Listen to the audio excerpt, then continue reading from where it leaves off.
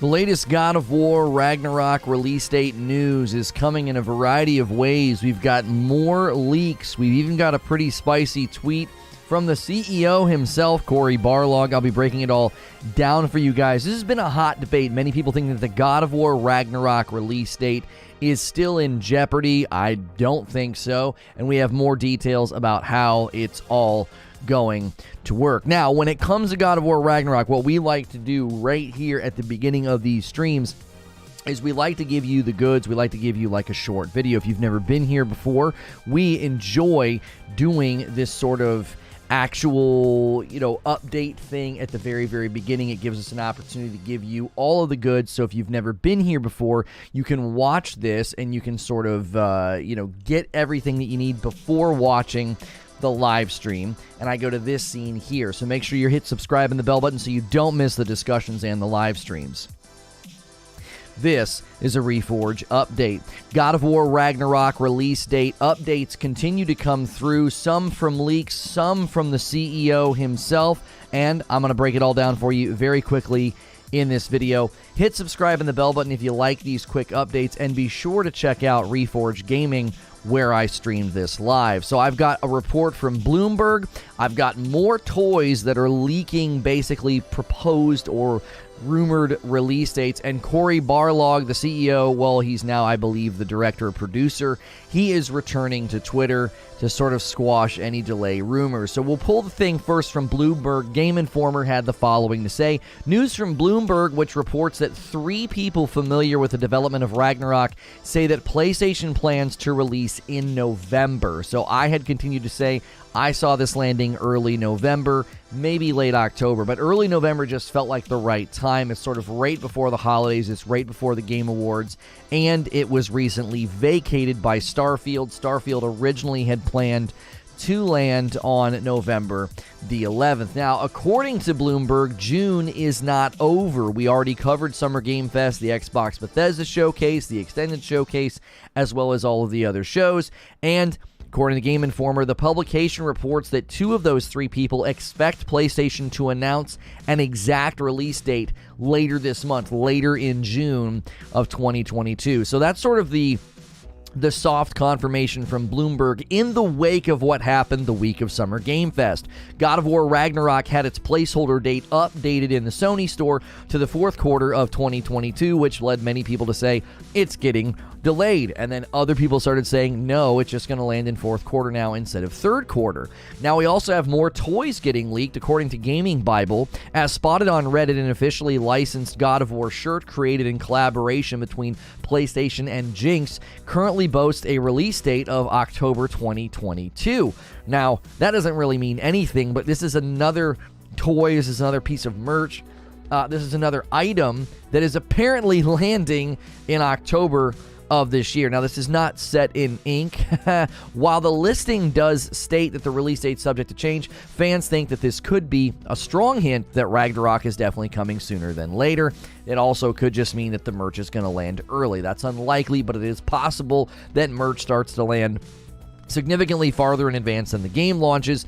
I highly doubt that. That wouldn't make for good merch sales. You want to land close to the release date of the game. Now, who is Cory Barlog? Why are we throwing his name around? What difference does it make if he is actually, saying anything? Okay, now, according to DualShockers.com, Barlog served as lead animator on the original God of War game before taking on game director duties with the sequel. He stepped down as director after that before returning to the series with God of War when they rebooted the series in 2018. Now, he once again stepped back from directorial duties for the upcoming God of War Ragnarok, but he stayed on board as a producer. This means he will play a pretty major role in the game itself, even though he's not probably as hands-on. So as the producer, he returns to Twitter, okay? And according to reports here, according to DualShockers.com, the fact that he returned from a 3-month Twitter hiatus to respond to David Jaffe's tweet, if you're not familiar with Jaffe, I hope I'm saying his last name right, he was the one that said God of War Ragnarok was DLC and then walked it back and said all sequels are DLC, which is hilariously stupid, but that's what he decided to say. Now, everybody got, pretty much zeroed in on this because Cory Barlog is responding to a guy who formerly worked on God of War. Like, that's where David Jaffe's history is. And then Barlog also used a smirking Ryan Reynolds tweet. So what did Jaffe say? Jaffe said, remember that Sony insider pal who said Ragnarok 2022 was still on? Well, another Sony insider pal texted me today saying it's no longer locked in and the release date is to be determined. Maybe 22, maybe not. It's 50-50. And Cory responds and says, wait, what? And then replies with sort of a Ryan Reynolds smirk. So Cory Barlog all but confirming this is not true. This is just somebody baiting. This is just somebody looking for attention. He gives him some nice attention with a quote tweet, but essentially shooting down any other delay rumors, okay? So if you think the game is going to get delayed, all signs continue to point to it's coming this year. We'll hopefully know end of June. And the man himself, Cory Barlog, comes out of hiatus to essentially say, don't believe all these rumors. Not only is Bloomberg saying it's coming this year, we got Toy saying it's coming this year, but the producer of the game essentially saying it's coming this year. As always, if you enjoyed these short videos, hit subscribe and the bell button or head over to Reforge Gaming where I stream them live. As always, I'll see you in the next video. And I'll see the rest of you guys right now. Good morning, good afternoon, and good evening. I hope you had a great weekend. I hope it was really, really fun for you. I hope you had a great Father's Day if you are a father, or maybe you just gave your father a great Father's Day.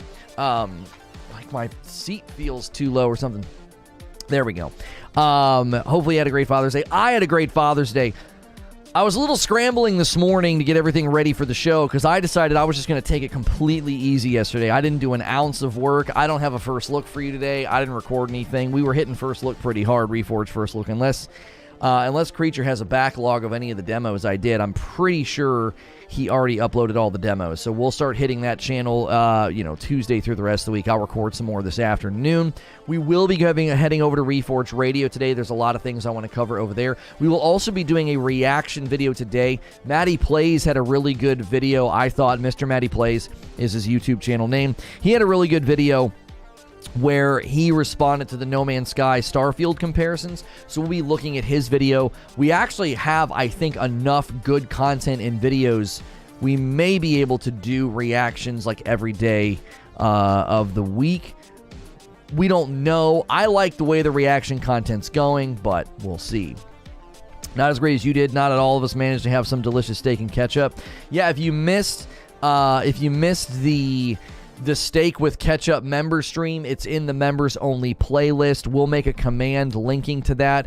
We hit an insane milestone of 1,500 members I didn't think we'd ever hit. We're now within hitting 2,000 members. We basically have 10 days to hit hit like 400 members. Yo, what's good, Feed? Good to see you in the chat. We need a members only incentive, though. We do. We need a members only incentive for the 2,000. I can't think of anything that we would do. I don't want to do anything with my beard, my hair, or my body. People are like, do a hot tub stream or shave your beard or head. I'm not interested in doing any of that. 6 months from MickDO9. 3 months, 5 months lurking. Yeah, no, it's 6 months, MickDO9. It shows the wrong month, whatever, milestone, and then you hit it and it shows the right amount. It's super weird. Thank you for hitting a 6-month milestone, MickDO9. Welcome back in. Guys, make sure you're doing all of the daily rituals. You're hitting the like button. You're switching to live chat. Make sure that you're doing that. Free coffee for all members. No, oh my goodness, no. But do you like my shirt? No talkie before coffee. My daughter got me this for Father's Day. She insisted that I wear both of the things she got to me, and I'm supposed to show you. So she got me the Deadpool shirt.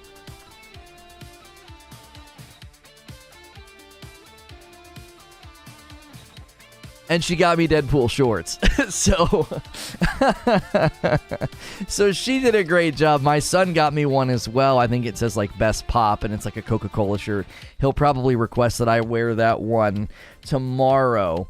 So the shirt command today will take you to the Deadpool collection over there at 80s Tees. Always remember to support our various sponsors. Order coffee, become a member, smash the like button, subscribe to the channel. All those things support what we do. Hey, a brand new member pushing us a little bit closer to 2,000 members. J Huddy 2410. Enjoy the dope badge and emotes. You are dope and deserve dope stuff. If you guys have never been here before, this is a Safer Work broadcast. We do gaming news, gaming topics, and gameplay all all throughout the week. We've covered a lot of Starfield and Diablo 4 and Sonic Frontiers and God of War Ragnarok. The God of War Ragnarok release date is continuing hilariously to be debated, even though we now have the producer of the game. This isn't like, I remember when it was like artists or people that worked in other categories and other departments, people were like, I don't think so, man. These are just low-level employees. Well, the producer now himself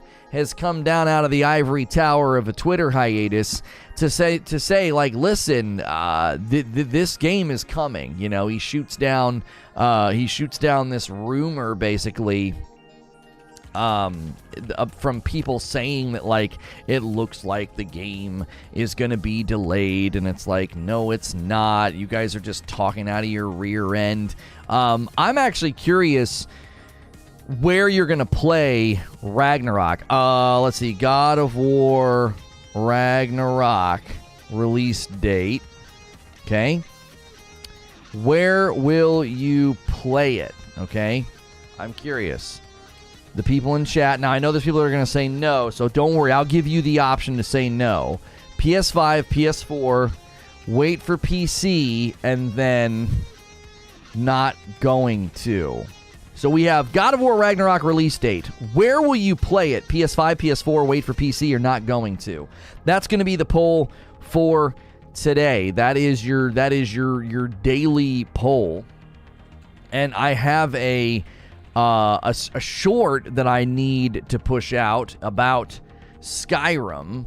We had people saying ridiculous things the other day about Skyrim. And so I have a nice little short that I grabbed about it, and it's not my shorts do not hit your public like your notifications for public videos. As soon as we push a video public, I can have it hit your subscriber feed.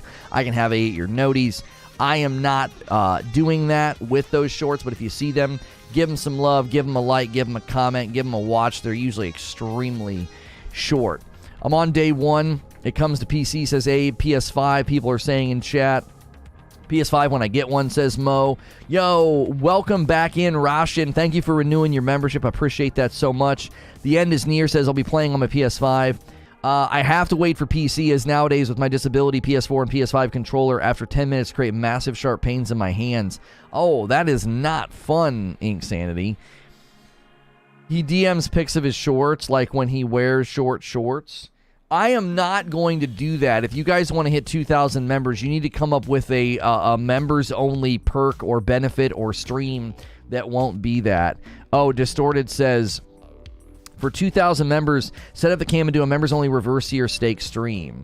I've had a lot of people saying that, and I don't know. I just don't know if that would work, if that would satisfy people. A reverse seer stream would be, honestly, it would be okay, I guess. I mean, there's not much to show. It's in the oven for most of that time, and then it's on the stinking cast iron for not even 2 minutes. I don't know. I mean, I'd have to walk around and just talk with you guys on the mobile stream while we waited for it in the oven, and I got to be careful with that. Like, I don't want my kiddos on stream, and I obviously don't want, like, landmarks of my neighborhood either.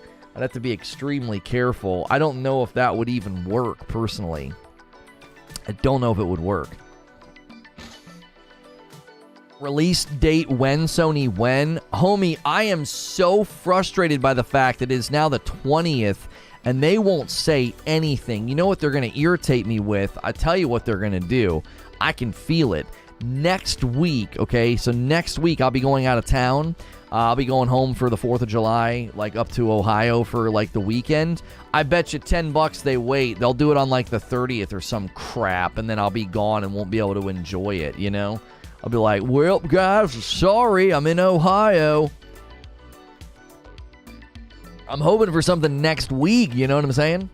Reverse your stream talking about Star Wars and everything that's wrong with Obi-Wan. We don't have that kind of time. We do not have that kind of time.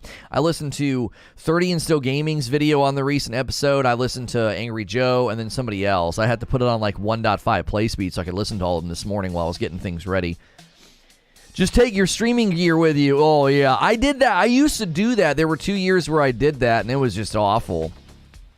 Reverse your live stream. I don't know. Ketchup ice cream. Oh, gosh, no. You guys are getting gross. Guys, if you're just tuning in, the God of War Ragnarok release date news continues to come in. There was more merchandise leaked.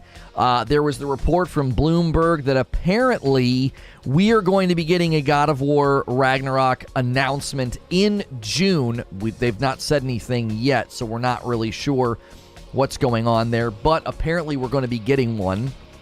And they are set to launch in November. That's according to Bloomberg. And then the CEO, I put CEO tweets because I didn't want to put producer.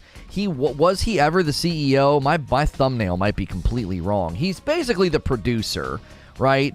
Barlog tweets at Jaffe and is like, listen, this delayed stuff is just, come on, what are you talking about?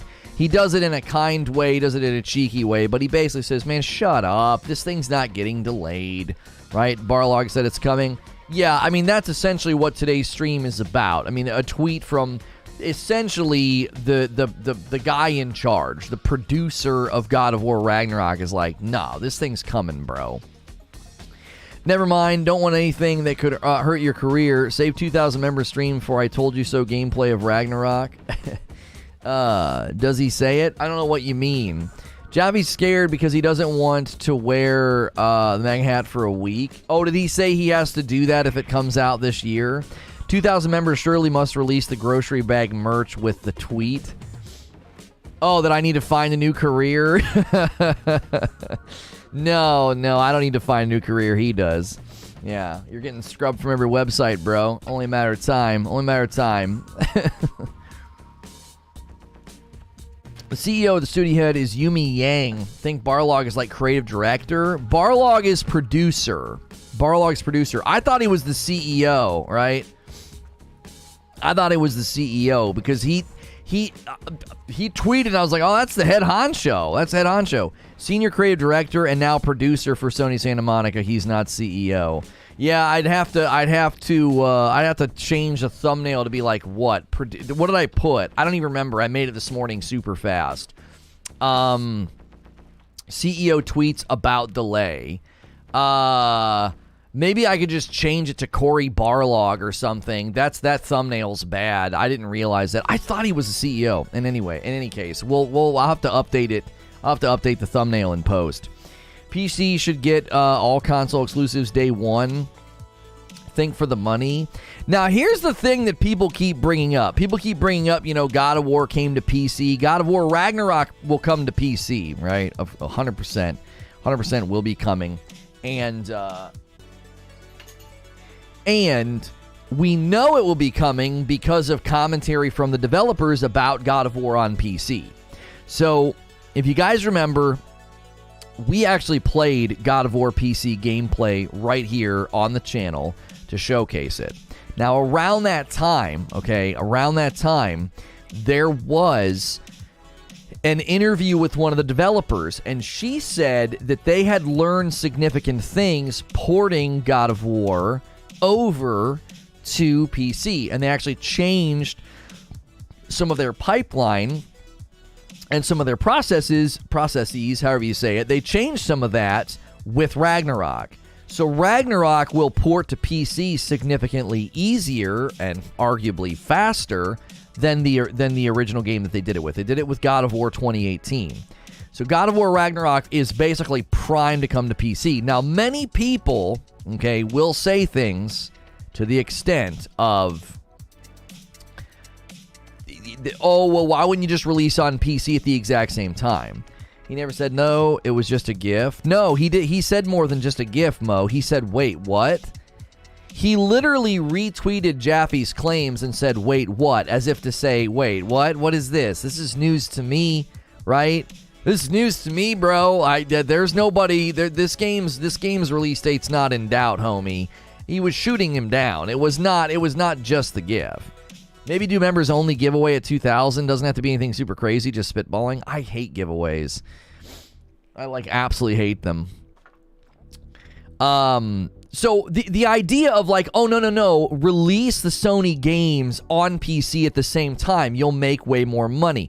There's a handful of reasons why they don't want to do that. First and foremost, they're really not going to want to do that with Spider-Man 2 and Wolverine. Those are the ones that are out on the horizon, okay? God of War Ragnarok will be the last cross-gen first-party title. First-party titles from that point on will be PS5 only. So, knowing that, and knowing about PS5 circulation, saturation, how many they can make, the market saturation, etc., they are going to want to wait before doing anything that would give people the opportunity to buy the game and not need a PlayStation 5, okay?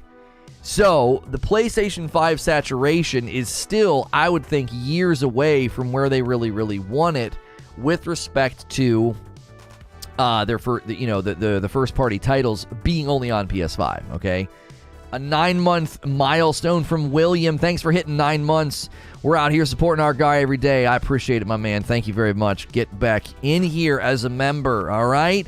We got 10 days left to get like 400 more members. We're going to hit 2,000. I'll come up with something big and crazy as a celebration, all right? We'll think of something.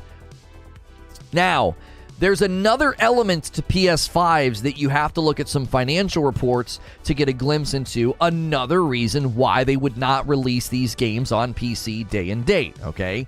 Every single time PS5s repopulate the market, they get a bunch of them out there, they sell a bunch of them, they have an insane surge of sales on a bunch of their first-party titles, okay? Whether it's Miles Morales or Forbidden West or whatever, they have this crazy surge of sales. Take that reality and combine that with the fact that they just made it a lot easier to not buy a lot of those first-party titles, except for like Ratchet and Clank Rift Apart, Returnal, and Forbidden West. So Horizon Forbidden West, Ratchet and Clank Rift Apart, and Returnal are all too new. Are they on PS Plus? Did they add those? Is the only one that's not on there Forbidden West? They might have actually... No, yeah, Returnal's on there and so is Rift Apart. They're old enough to be on there. It's insane to me that those games are on there. So the only game, okay, the only game that can enjoy a big boon in sales now when they repopulate the market with PS5s is Forbidden West. Horizon Forbidden West, okay, and Ratchet. Okay, so Returnal's on there, but Rift Apart is not. So you got Ratchet and Clank, Rift Apart, and then you got Forbidden West. And soon to be God of War Ragnarok, this year, probably in November. So they are not going to want to undercut that by being like, oh, let's also do simultaneous PC releases. The way that these games have sold on PC shows that the PC crowd will buy them even if they have to wait.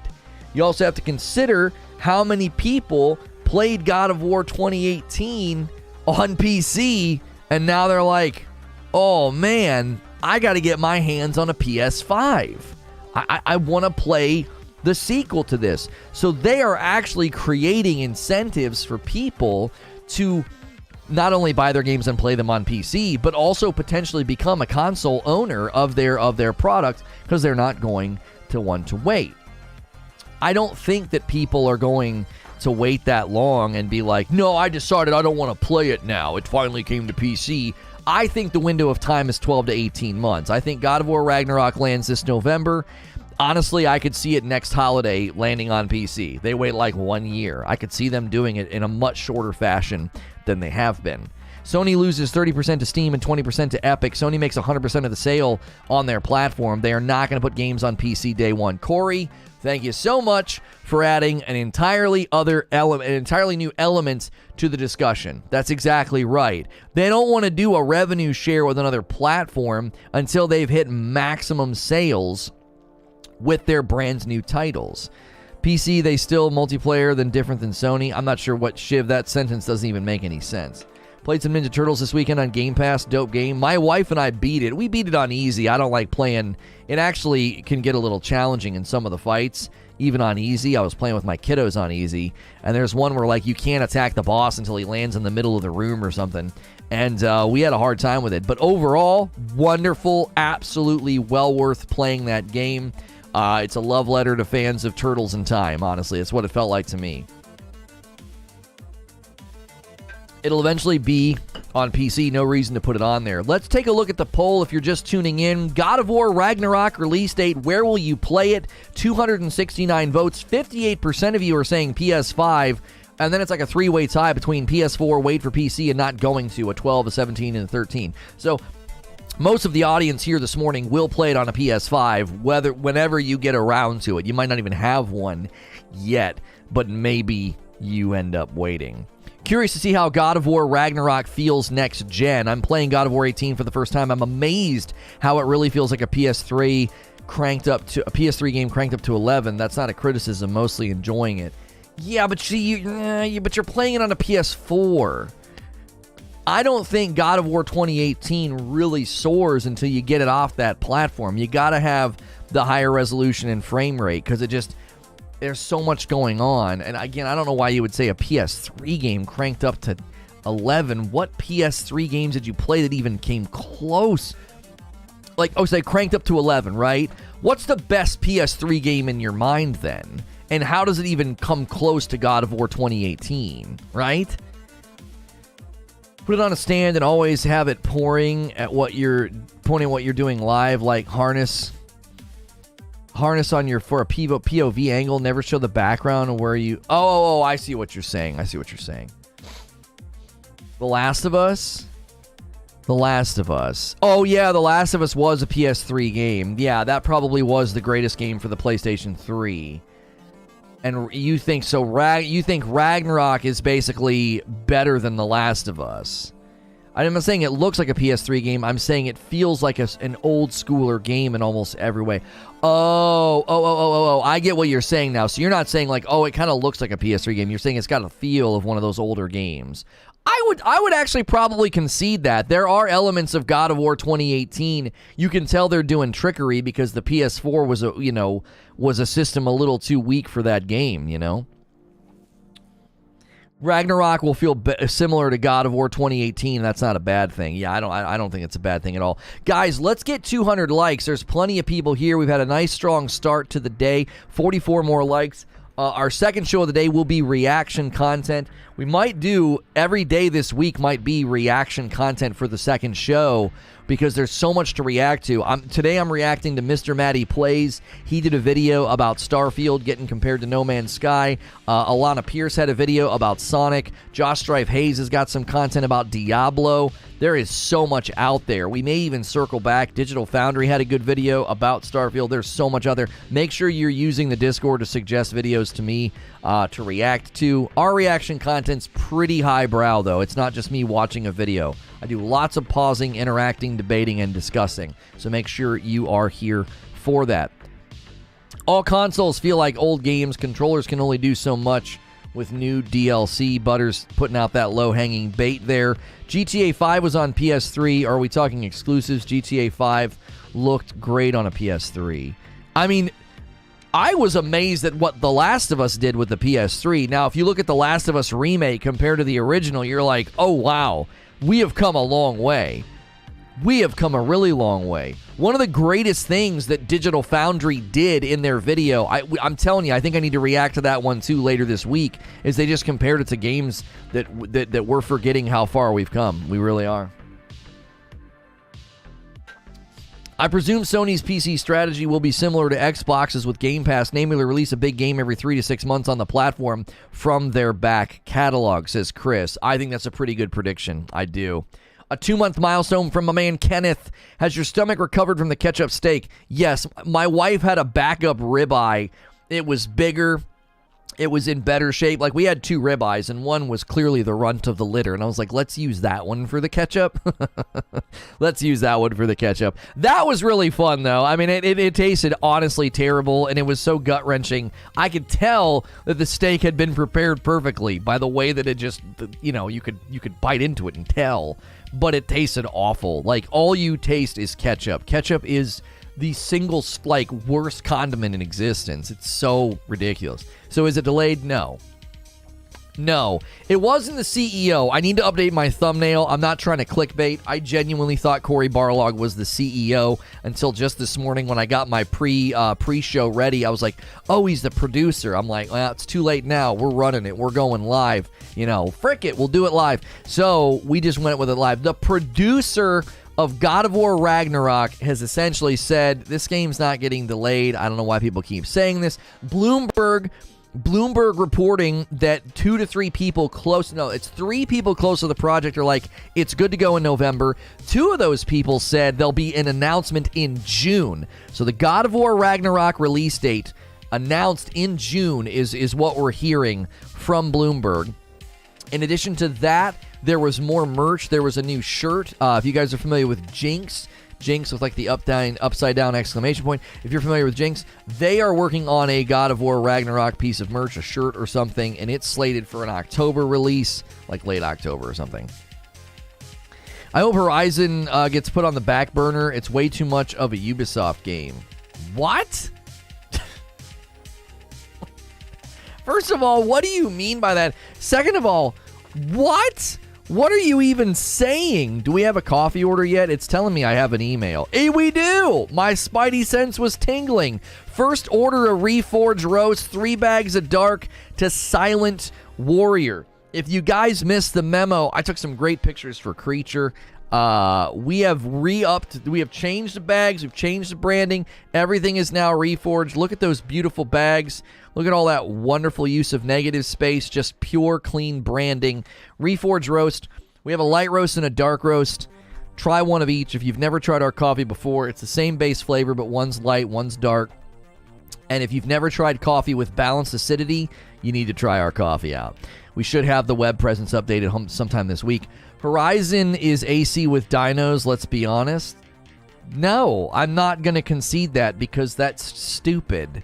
They are so dramatically different. First and foremost, Horizon Zero Dawn's first game has minimal, if not barely any, melee combat. So you just sound silly, my friend. Like 90% of Assassin's Creed combat is melee based, okay? And 90% of the combat in Horizon Zero Dawn is arrows, abilities, slowing time down, knocking pieces off the dinos. Like it has. The only thing it has in common with Assassin's Creed maybe is the big map. Like you can do stealth, but I guess the stealth it has more in common with the stealth than anything else. Now they added significantly more melee-based combat in Forbidden West, but like I don't know. It's my take. Takes can be bad. Horizon general gameplay loop, the UI elements, progression sphere, all the Ubisoft formula. I don't know if that's original to Ubisoft. I think you're attributing something to Ubisoft that's common in action-adventure games. Right? So, like, sure, Far Cry 3 might be one of the first games I remember that did that, and then you have Assassin's Creed. But are they really the first action-adventure game to do that? They actually might be, now that I'm thinking about it. They do use that formula quite a bit, but they're not the only one that does, are they? I think he means pointlessly large open worlds. Horizon Zero Dawn and Forbidden West were not pointlessly large open worlds. I thought they were very well built. If you guys are just tuning in, we're getting off onto tangents, but the main subject is God of War Ragnarok release date. Take the poll at the top of the chat. The poll at the top of the chat says, God of War Ragnarok release date, where will you play it? PS5 is winning with 58%. The other 3 are like a 3-way tie. PS4, wait for PC, or you're not going to play it. After 94 hours, I was glad that I finished Horizon Forbidden West when I did. Hey, referee, remember me? I told you I liked your Spider-Man shirt. I don't know. Why are you calling me referee? You told me you like my Spider-Man shirt? Referee. Oh my gosh! How did you find me? I know who you are. I know who you are. I do remember you. Don't put you got to be real careful. You got to be real careful on the internet. You got to be real careful on the internet. Don't put any information in chat about yourself. But I know you. I know where we were and what we were doing when you told me that you like my Spider-Man shirt. I wasn't a ref, though. I was an assistant coach. It's so funny that you called me a referee. I wasn't a ref. I was an assistant coach. That's funny.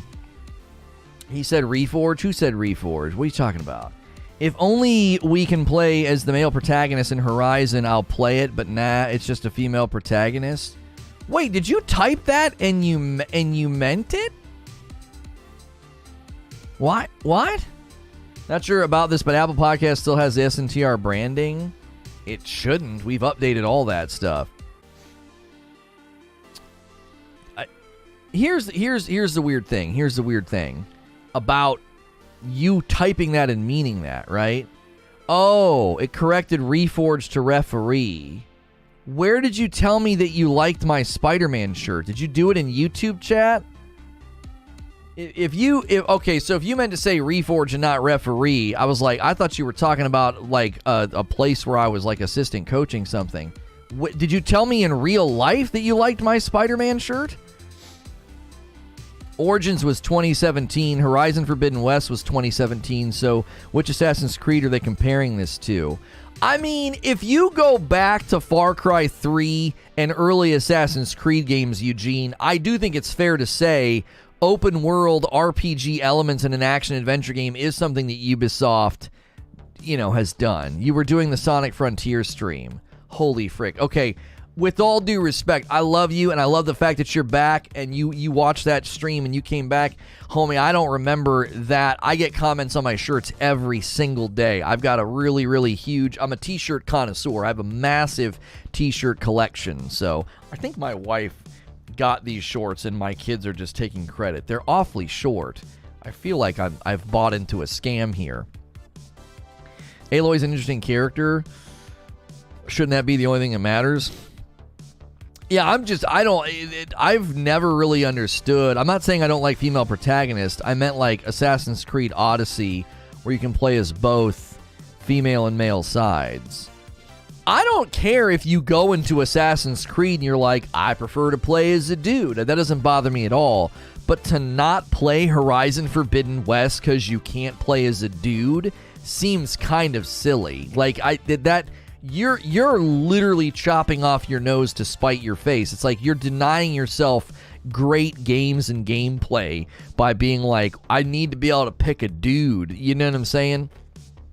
The excitement for Ragnarok's off the roof. Yeah, the God of War Ragnarok release date is something that they just continue to dangle. Like, I couldn't believe when Corey Barlog tweeted, I was like, you son of a gun, why don't you guys just tell us when it's coming? Can you just do that? You know what I mean?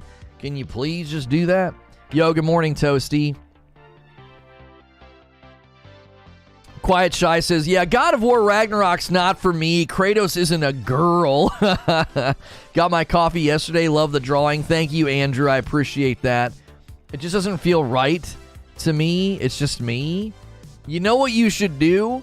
You should try it and see if it holds, right?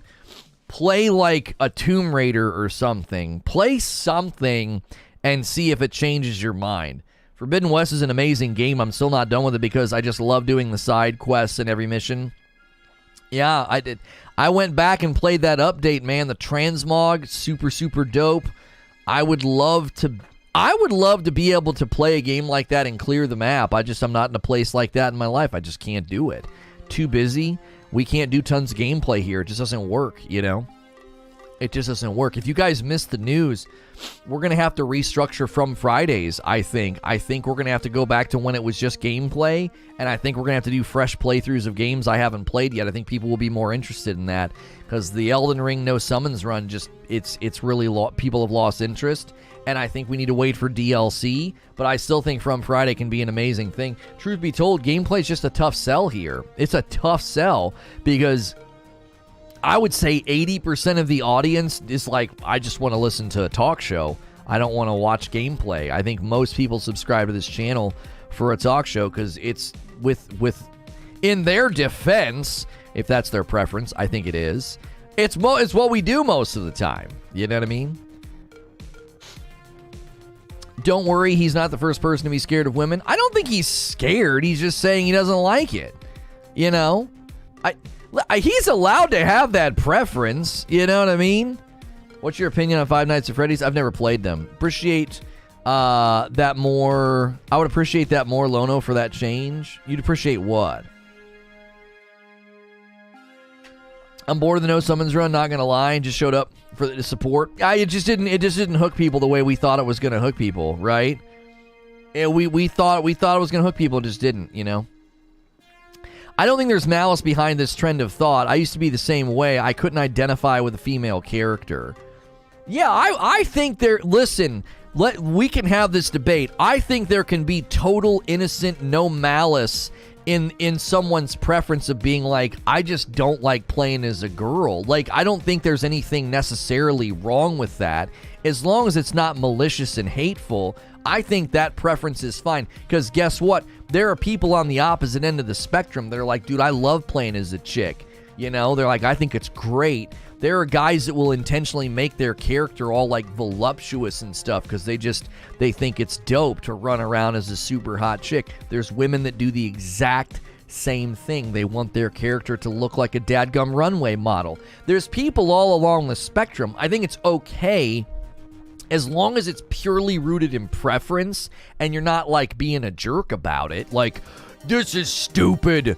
Women are weak. I don't want to play. Like, if that's your attitude, you know, you can frick off all the way to next week or maybe never come back. Like, that's just dumb, okay? But if it's just a preference thing, I don't have a problem with that. I'm not bothered by that.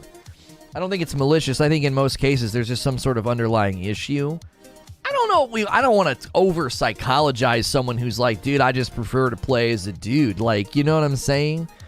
It's no different than if you go into a character creation game and you make your guy look like you give him dark complexion, light complexion, you give him beard, you give him whatever. Like, I think that might be the driver.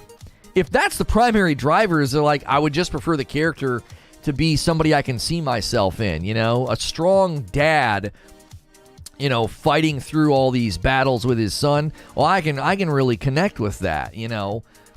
Horizon Forbidden West is a loner, abandoned girl, you know, and you might play that and be like, I can't really identify with the character, and that can affect your enjoyment of the game. You're like, this is one of the reasons why I don't like playing as a girl, because I can't identify with the character. I don't play games with that mindset. I don't. When I play Tomb Raider or Horizon Forbidden West, I'm more of like enjoying the spectacle of this person's awesome doing awesome stuff. I only start seeing myself in the character if it's a game where I connect, you know, in a stronger way to what the character's gone through. That's why I loved Bayek in Assassin's Creed Origins. It was just, I identified with him. This guy that had something terrible done to him, and he's a family man, and he's on this revenge kick. I'm like, I know exactly what that's like, right? Yo, JoJo renewing that membership, coming back in. Welcome back in. I appreciate that, JoJo. I'm a burly, deep voice guy, and all my mains are chicks. Just preference. Yeah, as long as it's preference and not rooted in hate. I don't want to jump to conclusions about somebody. Do we still not have 200 likes? Come on, chat. We need 6 more likes. Come on, let's go. Let's get the 200 likes before the first hour is up. That really helps us out. If you're new to the channel and you've never been here before, I am a Safe for Work broadcaster. Today's topic is God of War Ragnarok release date. The producer, not the CEO. We need to update our thumbnail there.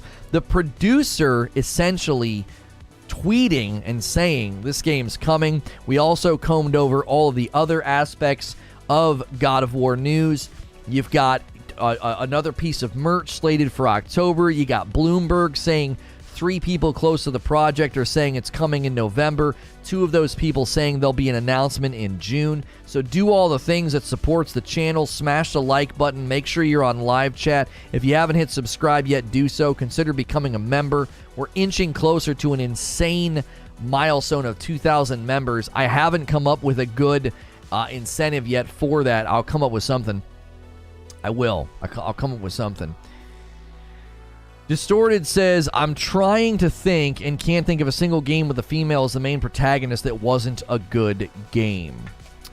Right. So if I'm trying to sympathize or empathize with someone who's like, I just couldn't get into Tomb Raider or Horizon Zero Dawn, one of the main things that happens in those games is bad, crummy, annoying things happen to them, and you want to help them overcome that. That's not going to land as strong if someone's like, I can't connect to the character because I'd rather it be a dude.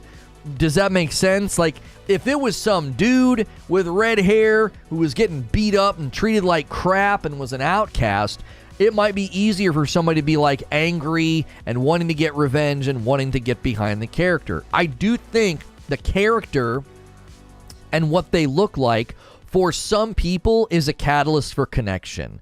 That's not true for me, but I'm not that kind of person, so everybody's different. Yo, Big Red coming in and hitting a 3-month milestone. Welcome back. Thanks for keeping your membership going. So my childhood, yes. That shirt's dope. I need it. Sadly, this is not over at 80s Tees. My daughter got this for me for Father's Day, and I said that I would wear it. I was actually going to wear... This might have been hokey. Maybe this wasn't. I don't know. Maybe she saved me from doing some dumb white guy thing. But I have a really cool Black Panther shirt with it's really cool colors, like orange and yellows and stuff. I was going to wear it for Juneteenth, but I was like, maybe that was stupid. Was I being stupid? Maybe she saved me from being stupid, but I was going to do that. And it's a shirt. That's actually a shirt from 80s Tees. That is actually a shirt from 80s Tees, but I don't know. Maybe she saved me from being some dum-dum. It seemed like a nice thing, and then I was like, maybe she saved me. Was I going to be that dum-dum? I might have been being that dum-dum, because I don't know how to do those sorts of things and not just look stupid. You know what I'm saying? Like, you just end up feeling stupid. You're like, I want to be supportive, but I feel like as I try to be supportive, it just ends up coming off dumb, you know? I think I overanalyze things as well. That's maybe partially the problem. My character is a projection of me, only applies to create characters. You know, when you can create the character, right? Other than that, I could not care less about the main character as long as the story's good.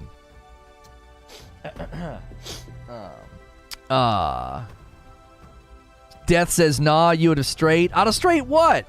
You should just warn your dashiki. Shut up. I wasn't going to do that. I wasn't going to put on garb like that. That's ridiculous. That wouldn't make any sense.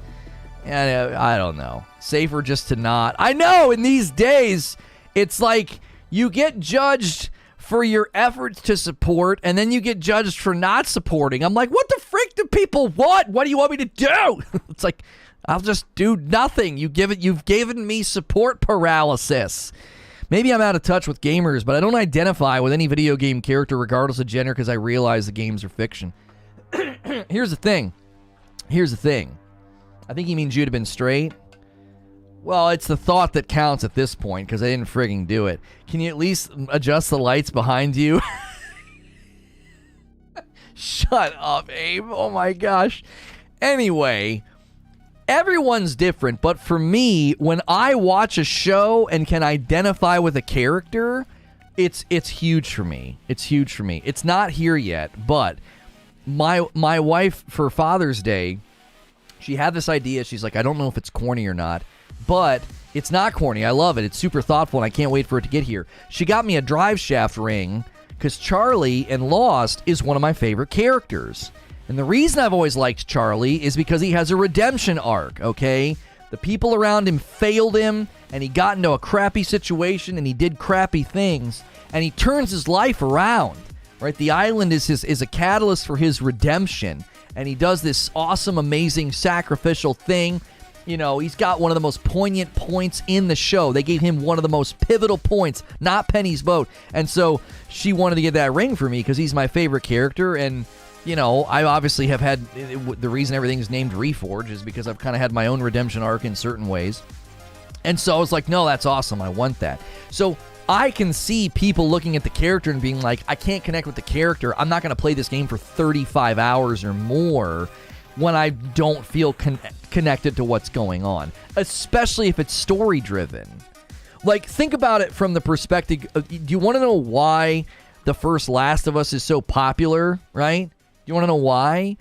Because a bunch of dudes in their like mid-late 20s, mid-30s played that game and connected with the idea of protecting like a daughter-like relationship, like that, you know, and the visceral nature of the game, and like being that survivor, being that guy that gets through the terrible situation. That's one of the reasons that The Last of Us was so popular, is it spoke to that audience. That's a large portion of the gaming audience, right? You know, upper 20s, mid 30s, and up. You know, average age gamer's 28. So many of the gamers are male. Now, the gamer, you know, the gamer gender breakdown gets more of a mixed 50-50 split once you include mobile. But when you're just looking at consoles, it is predominantly male. And that's one of the reasons that The Last of Us did so well. I think that's one of my opinions about why the second one got all the hate that it did. But I that's why I don't want to dismiss someone who's like, bro, I can't play a game as a girl. I don't want to dismiss them and be like, you're just a patriarchal, you know, misogynistic hater. It's like, no, I'm actually, you know, in huge support of women. I just don't want to play as one in a video game, right? As I said, I think you're missing out on great opportunities. Some of my favorite games, Returnal, Hellblade, and Horizon Zero Dawn, because I like Zero Dawn more than Forbidden West, I think. Those three games are some of my favorite games, especially Hellblade and Returnal, and I'm playing as a woman. Like, the story in Hellblade and the story in Returnal spoke to me at like especially Hellblade, like a spiritual level, even though I'm playing as a woman. Give me your history, Lono. I can see you connecting with Aloy's story. I do like Aloy's story. I like her story more in the first game, I think. The second game felt so mixed up. It felt, who's the bad guy? Well, that's not really the bad guy. This is really the bad guy. Well, that's not really the bad guy. This is the bad guy. Like, I had a harder time connecting with the story in the second game. Yeah, I loved Control. Yeah, I loved Control. I played as a woman in that game. I didn't really connect with the story in Control. I thought the setting and the aesthetic and the art style and the sound design and the sets, the way they set it up and the combat was just stellar. But, you know, still. JW hitting a 17-month milestone, renewing that membership. Best 13 months. It always shows the wrong month count to you guys. Best 17 months of your life. Okay, maybe I'm exaggerating. Hope all is well. Thank you, JW. Welcome back in. So if you guys are just tuning in, we've been discussing God of War Ragnarok release date. If you've never been here before, I am safe for work. A lot of people treat me like video game radio, and so you can subscribe in confidence. We've had a handful of new subscribers this morning, so thank you. So this is a pretty strong turnout, likely of mostly people already subscribed to the channel. So I appreciate you returning to the channel and enjoying the coverage. We will be doing a reaction video later. Our second show will be me reacting to Mr. Matty Plays video about Starfield. I hope he's okay with reaction-style content. I think most YouTubers of good size don't care, and I hope he's cool with it. We're going to be looking at some other reaction content this week, perhaps Alana Pierce, her Sonic video. Josh Strife Hayes has done some Diablo content. We'll be checking it out. And I think that the way we do reaction content, we could do it on a more regular basis on the channel, especially when news gets a little bit lighter. We can kickstart the day with a topic, do some reaction, and then go over to Reforge Radio for the rundown of all the news topics that we missed. Today on the Reforge Radio rundown, we'll be talking about Halo, Diablo 4, and shoot, I forgot the third. But those are our two stronger leads, I think. That's probably why I forgot the third. Let me just look in the Discord and cheat here. Skull and Bones. Skull and Bones. Yeah. Is that why you couldn't connect with Deathloop? Because the main character wasn't female? Yeah, I couldn't connect with the story in Deathloop, you know? I have an easier time connecting with women and, you know, playing as a woman than a black dude, I guess. No, I actually thought he did a phenomenal job. He was actually one of my favorite parts of Deathloop, was the guy who voice acted Colt. I thought he did a stellar job. I'm surprised he didn't win more awards. He got tons of nominations. Sadly, I don't think he got enough of the actual wins, but he got a lot of noms. I actually thought he did a stellar job. It was the gameplay. It wasn't his fault. If the gameplay would have delivered, I would have loved it, because he was, I think, a really good catalyst to the character. It made me feel connected to the character. He and the antagonist. I kind of feel like if someone can't connect with because the character isn't like them, it says more about their own lack of empathy than it says about anything about the game, to be fair. Well, yes and no, Sean. Yes and no. Because I definitely connect with stories like, if there's a story about a dad and a daughter, I'm going to connect to that way faster than a story about, like, I don't know, a gay woman politician, right?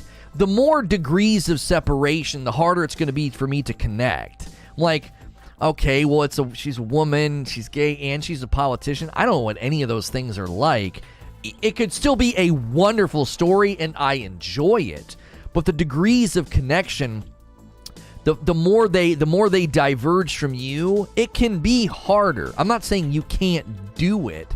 I'm saying it can be more challenging. Because it's like, well, here's a guy in his 40s, and he's got a kid, he's got a daughter, and they have this amazing connection. I'm going to connect with that at a deep level, right? I'm going to connect with that at a deep level. But if it's somebody who is like 100% opposite from me, I'm going to connect with it in a different way. It's like, well, this is going to help me understand another perspective. This is going to help like raise my consciousness. This is going to help increase my empathy and sympathy for somebody who's not like me. So I'm connecting, but I'm connecting in a vastly different way. There's a difference between understanding a situation and with resonating with a situation. Hard to disagree on this one. We are not the same, says MJ. I'm not sure what you're disagreeing with, me or somebody else. People shouldn't be connecting their real-life existence to fictional characters. The secondary function of fiction is to provide an existence outside your own. I don't understand why you're creating an imperative. Why should we not be connecting our real-life existence to fictional characters?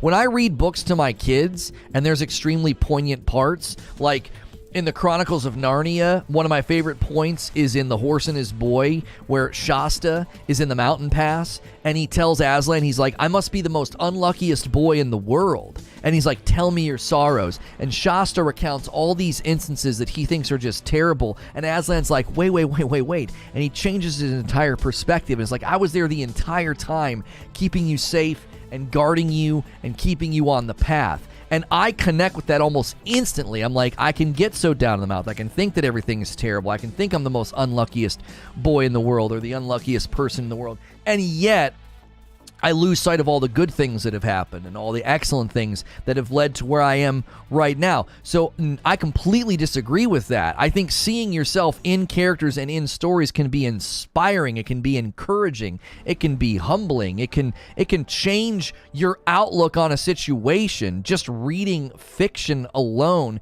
can enliven the imagination and give you a sense of hope or a sense of peace about something. In The Lord of the Rings, when Gandalf tells Frodo, one of my favorite parts is Frodo says, I wish the ring had never have come to me. Another very similar line of thinking is Shasta saying, I'm the most unluckiest boy in the world. So he tells Gandalf, I wish the ring had never have come to me. And Gandalf says, so do all who see such times. And he walks through how you were meant to get the ring. You were meant for this. This is meant to happen to you. And that's a comforting thought. Like, that scene every time hits me like a ton of bricks. I connect with fiction and stories of redemption and stories of hardship and trials in a much more deeper way now, especially after the last 2 years. Yesterday was like the 2-year anniversary. And what a difference, right? What a difference my life is now. I mean, yesterday was probably the best Father's Day I've ever had, right? It was just, there was a different feel in the air. And when you can watch those stories and connect with those people, it makes the story more memorable, right? It makes the characters more memorable. So I disagree. I think connecting to fictional characters is massive, right? It's massive. It's a massive point of enjoyment of the art. Identifying with another person, fictional or not, is part of the human experience. Imagining the world through different eyes, imagining different worlds entirely. That's great stuff there. Right, like, I absolutely love playing games like this. Like, there are moments in God of War where you kind of feel that. You're like, man, I know what he's going through, right? He's trying to connect. He's trying to see how, you know, how things are going. No umbrellas were harmed this Father's Day. You know what is so incredibly funny? And I don't take instances like this lightly. So yesterday, the thing that I wanted to do for Father's Day, my kids wanted to do all this different stuff. They wanted to go to the zoo. They wanted to go to the science center. I'm like, none of that's for me. Like, you guys would enjoy that, and you guys get to do stuff like that all the time. I said, I want to sit outside. Let's set up the umbrella. It's beautiful out. It's like mid to high 70s. It just feels wonderful out right now. Let's sit outside, and I want to read. And I'll set up the sprinkler and the pool, the kiddie pool. You guys want to play in the water because it's hot. They got really excited about that. And so that's what I did. I sat outside and read. And I kid you not, I go inside to do something at some point in time, and the umbrella got blown over, right? And I thought, how hilarious, right? How hilarious. This thing, because the new one almost, I've never had it blow over, you know. They sent me a new one. We weighed it down in a different way, and it never falls down. And yet, serendipitously, on Father's Day, it blew over, and I laughed. I was like, are you kidding me? That thing's not blown over, in an age. So I go out and I set it back up, and it just felt metaphorical. It's metaphorical. It felt metaphorical that it didn't break, right? It's a stronger umbrella. It didn't break. The wind knocked it over, and it was totally fine, and then we were fine the rest of the day. So I don't know. I saw a thread in that. I was like, all right, it's been 2 years. We've come full circle, and this umbrella isn't breaking, right? I don't know. I liked it. I thought it was pretty funny because it's like, again, it had not blown over. It had blown over one time. This new one, it's a green one. It's different than the red one that broke. It blew over once, and it just kind of tipped over and kind of sat there. This time it got blown back and was laying, and water spilled because I used these water things to weigh it down, and it was totally fine. So, yeah. Literally all the best fictional stories, Lord of the Rings, Star Wars, Huck Finn, Indiana Jones, are all based on real-world events and transposed into dramatized format. Yeah, so if you're tuning in, we're talking about lead characters. So obviously, God of War Ragnarok release date is the lead topic. I want to know when it finally lands. There's a poll at the top of the chat. Let me check the results. 562 votes already. God of War Ragnarok release date. Where will you play it? 56% are saying PS5. Now, of the three other options, wait for PC is winning at 20%.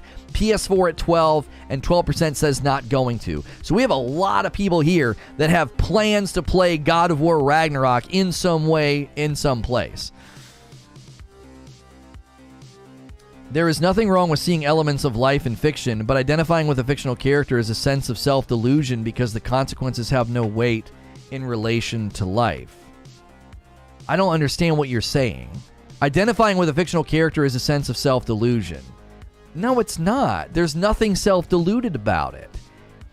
Because the consequences have no weight in real life. Nobody said they did, so your argument is extremely poor. You're creating a false dichotomy where I can only see myself in another person if there's consequences in real life. That's not true. I can see myself in a fictional story that has consequences in a fictional world because, as I said before, it can inspire you. It can give you hope.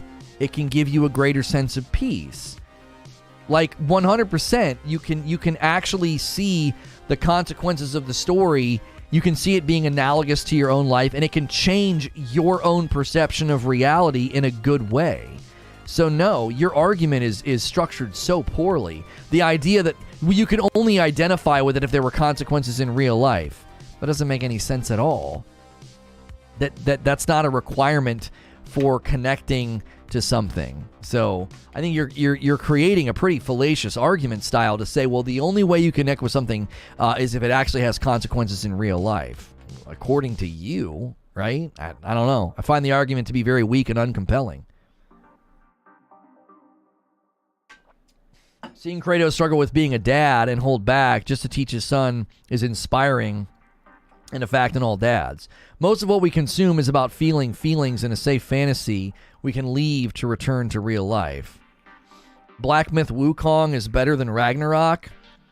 Okay. I don't understand why you're saying that.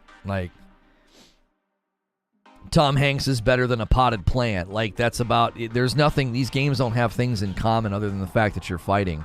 Oh, and no one's played either game, so... You can be more excited about Black Myth Wukong. You're allowed to do that. But to act like one's better than the other is kind of silly. They're not out yet. We going full today? We're going full today. Some people seem to be. To be fair, I read Superman, and now I have 2 broken legs, and I'm jumping off a building trying to fly. From jumping off a building trying to fly. Right. How do you feel about... I'm just going to go ahead and put you in timeout, because coming in and asking a question like that right off the rip, I think deserves a smack on the mouth. So that's going to be how I treat your incredibly stupid question. Are you using identify as this is how I see myself in real life, or I see parts of myself in this character? Imagine watching Star Wars or Lord of the Rings or The Matrix or Spider-Man and not identifying with any of the characters. It must suck. That's what I mean. Do you just sit the whole time and say, this is all fiction, there's no reason to identify or connect with it? Like, you're just there emotionless? You know what I'm saying? Like, there are scenes in Lost that are gut-wrenching because I just the sense of loss and death and what that means when someone is gone. Like, how do you not connect to that and just think this is all fiction? It has no consequences in real life. You know, who cares? Connecting with fictional characters ruined PvP. JW says, I forgot to hit like. Guys, hit like if you forgot to. Let's do it. We're having a bit of a turn here right now. A bit of a bump. Thanks for tuning in. Covering God of War Ragnarok release date. We're getting into a discussion about lead characters, connecting with them. How can you or not you connect with characters? We have some bizarre things being stated, but it makes for good discussion. But yeah, and there's a poll at the top of the chat, so make sure and take it. Where do you plan on playing God of War Ragnarok? When it releases. The whole point of sci-fi, fantasy, nerd culture in general is to use these settings as vehicles to discuss, explore, etc., the human condition. That only works if you identify with the characters in some way. Right, like when we've been watching Star Trek The Next Generation, like exactly, like they set up these instances and you're like, this is a really cool thought experiment. Like this is really interesting the way that they're approaching this. And the only way that works is if you connect with any degree with the people in the show. This is why I love Lono streams, because it always someone to be super profound, grounded in reality. Fake woke people come in here and just make themselves sound like top tier goofies. Top tier goofies. My wife hates it, but I think it's funny. They'll call you a goofer. Like, you goofer? I think it's funny. Like my shirt. Thank you, Heavy Metal Mama. Glenn not being able to tell his wife he loves her before it all went down was just another day. Had no connection to any characters because I know it's fake and I can't connect. I don't get it. Calling it a form of self-delusion because there's no real-life consequences. I don't get it at all. Fiction, theater, movies, music, no connection at all to any of that. Not sure how anybody can say they can live like that. After a long shift at the hospital, I just want to log in and become a bad character, an awesome character. Right. Well, no, that too, MJ. I think we have to accept that there are different reasons, experiences, or motivations that drive us to play games and watch shows or movies. Not everybody's the same. Okay? Not everybody's the same. So, I connect with characters. I love character-driven stuff. It's why I loved Lost. Okay? It's why I loved Breaking Bad. It was character-driven. Significant arcs. Significant changes, right? It's why I haven't connected with some other shows, because I don't feel like they're character-driven enough. There's not enough of that character deep dive, backstory, any of that. That's what we need. Exactly, that's identify, how you see yourself. I'm saying it's okay to see elements of yourself in fiction, but not to identify with it. You must be defining identify in such a strange way. I think Corey's probably using the wrong words. I think we should explore what he believes a little better. Yeah, you're using identify in a way that I'm not, which I think is we're passing in the night then. Because you're saying it's a form of self-delusion. And I don't know what, but now you're saying it's okay to see yourself in the character. Well, then how are you using identify? How do you feel about the characters from Uncharted? I really liked Uncharted 4. I thought they did a good job with the characters. I thought it was very, very good. One of my favorite movies, The Darjeeling Limited. Lonnie will understand. It's about 3 brothers. Yeah, I'm wearing the shirt, kiddo, and the shorts. Huh? I told them, and I stood up and showed them the shorts and everything. So, you did a good job, kiddo. My daughter's very excited. It's about 3 brothers. I see a piece of myself in all 3 of them. I can identify with each of them in different ways. Oh, I definitely watched the Darjeeling Limited and thought of my brother. One's in chat, and one doesn't really. If he ever watches, he doesn't say anything. But oh my gosh, yes, yeah, I 100% was like, this makes me think of my brothers. You know, there are some characters I feel I can relate to, and others that I like that are wish fulfillment. I can't be interested in Ragnarok. I'm an old man playing RPG and multiplayer bug. Shiv, you are having a hard time today. I don't know what you're trying to say. Some of the most impactful stories and characters in fiction are normally based around real-life parables. You don't need consequences for something to be impactful. Storytelling has been used for all of recorded history to impart knowledge, morals, history, and social flaws. I literally told my daughter a story last night because we played Catan for kids, and she is struggling with the fact that her brother is catching up with her in just skills and awareness, and he won the game just because he's understanding it more now, and he's just applying the principle of Catan for kids. The basic strategy is build settlements as quickly as you possibly can, right? Because you build settlements, you get more resources to build more settlements. Like, you kind of snowballs once you get a couple good positions. It's a very basic version of Catan, but it's very good. It's good. It teaches them how to strategize, how to think through rules, math, everything else. And she's quite good. She's quite good at strategizing. But he is starting to catch up with her, and he won. And she didn't lose very well. And so I was talking to her about losing well and why that's so important, okay? And so I told her a story. I make up stories for my kids. And so there's this story about this cat. She always wants me to tell her more stories about this cat that has these adventures and friends and stuff. So I made up a story on the fly about this character that she likes so much playing checkers against another cat, and when she realized she was going to lose, she flipped the board and made a mess. And then the other guy never wanted to play with her after that because he was looking forward to winning and didn't get to, and the whole thing was ruined. And so I said, if you want people to play with you, you need to be able to lose well. If you want to get along with other people and have friendships and have good times, like you're going to I told her, I said, you're going to play soccer in the upcoming season, and you're going to lose. You won't win every game. It's incredibly improbable and unlikely that will happen. You're going to lose. And you need to be able to lose well, because the other kids are just as excited as you are at the prospect of winning. And you don't want to sour your experience and their experience by being a bad loser. Like, you need to lose well. But that story, it gave her something to think about. Instead of looking at herself, she's looking at these fictional cats. And I said, do you think he would want to play with her again? No. Well, why not? Well, because she ruined it for him. She made it unfun, right? So she saw herself in a total made-up cat. Identity is how you see yourself in real life.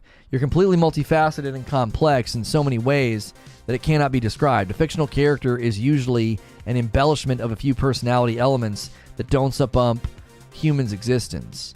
Oh, sure.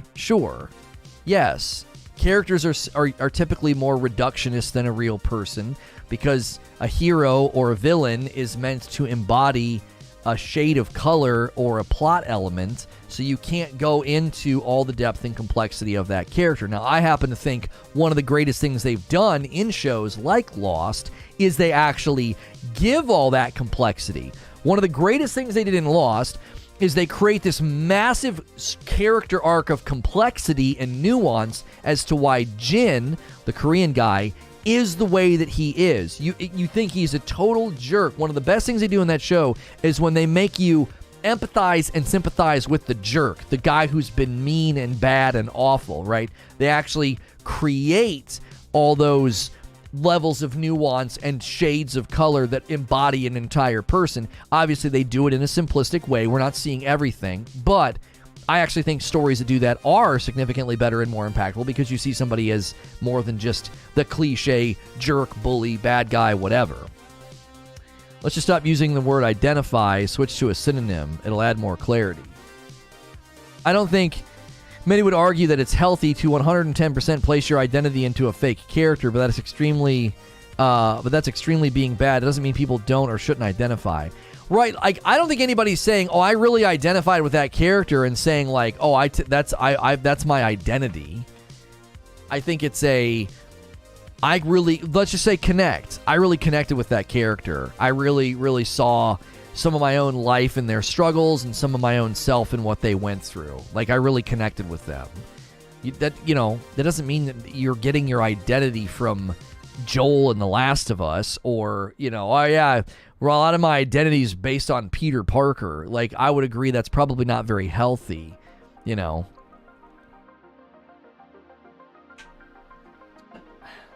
have to understand them and where they're coming from. I think that's how people watch stuff for sure. We're all a little weird. Yeah, everybody has different reasons for watching or playing anything. 650 votes on the poll. If you're just tuning in, we're getting into a bit of a discussion about characters and connecting with characters. This was all sparked by somebody saying they can't really play a game if the character is female. And I said that I think you're missing out on some really, really great experiences by doing that. But by and large, I think you can connect and sympathize and empathize with virtually any character to varying degrees. Connect chat splitting hair with identifying argument. Yeah. It seems like a bit of a hair split. It's a little pedantic to say, well, people said that they identify with a character. I'm gonna bake into that all these identity presuppositions and assumptions. That is probably not happening.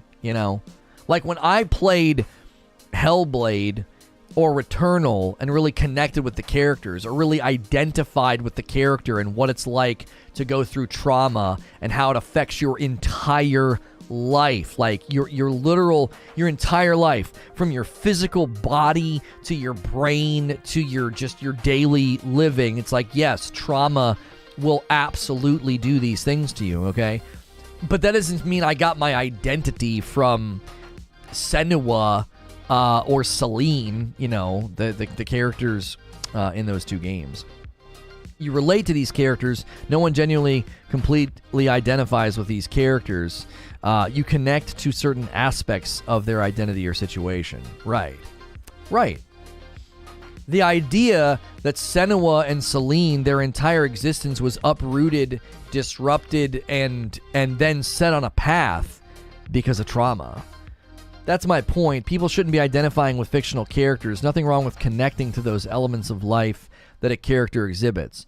But your premise is an imperative, right? People should not be identifying with fictional characters. And you're using identify in a way that almost no one does. That's the problem with the discussion.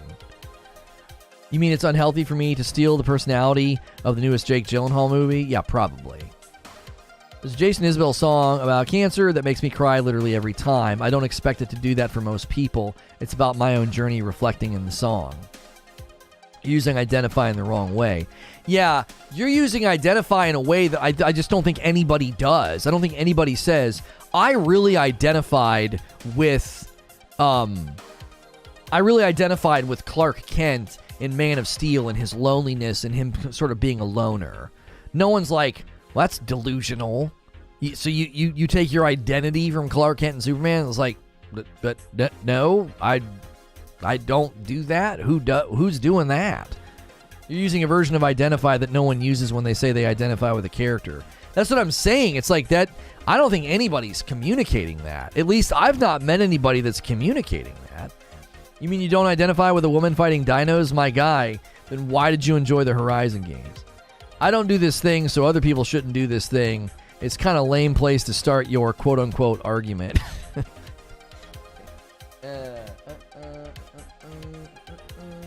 Just start putting people in timeout who just say dumb stuff. It's the only way you'll learn. It's like shocking a dog. Identify means I see we have a common experience. I identify with Luke Skywalker does not mean I think I am Luke Skywalker. I live my life as if I'm Luke Skywalker. That's what I'm saying. I don't think anybody does that. What's like the base level definition?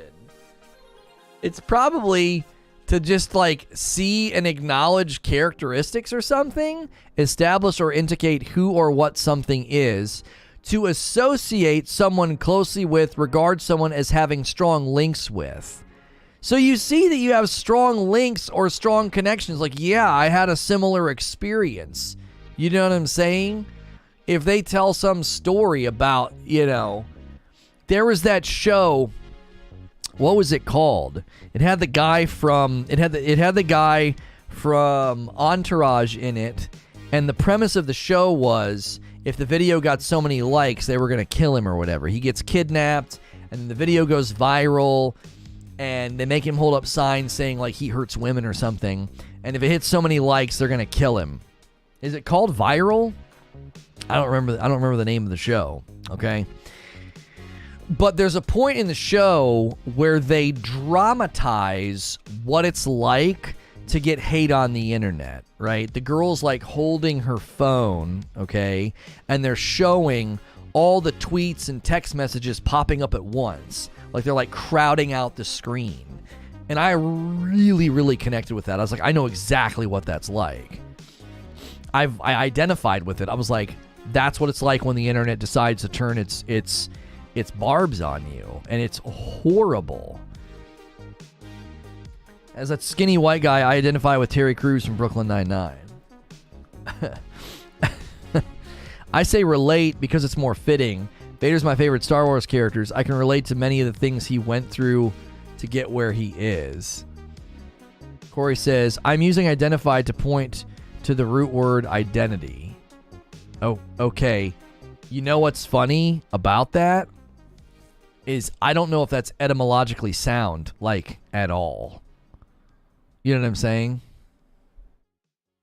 Oh, is the show called Clickbait? Is that what the show is called? Exactly. I identify with Kratos as a father, the struggle that he goes through by restraining himself from releasing rage. He wants to teach his son self-control and for him to not repeat his mistakes. I don't know if it's etymologically sounds to be like, you can't use identify in that way. Next subject, please. Frick off. You don't control what happens here. My comment above, I think, is his point, says Kaganeko. It's like when someone says, identify as this, or like the internet meme, identify as attack helicopter. They're saying connect is better due to the new social usage of identify. Oh.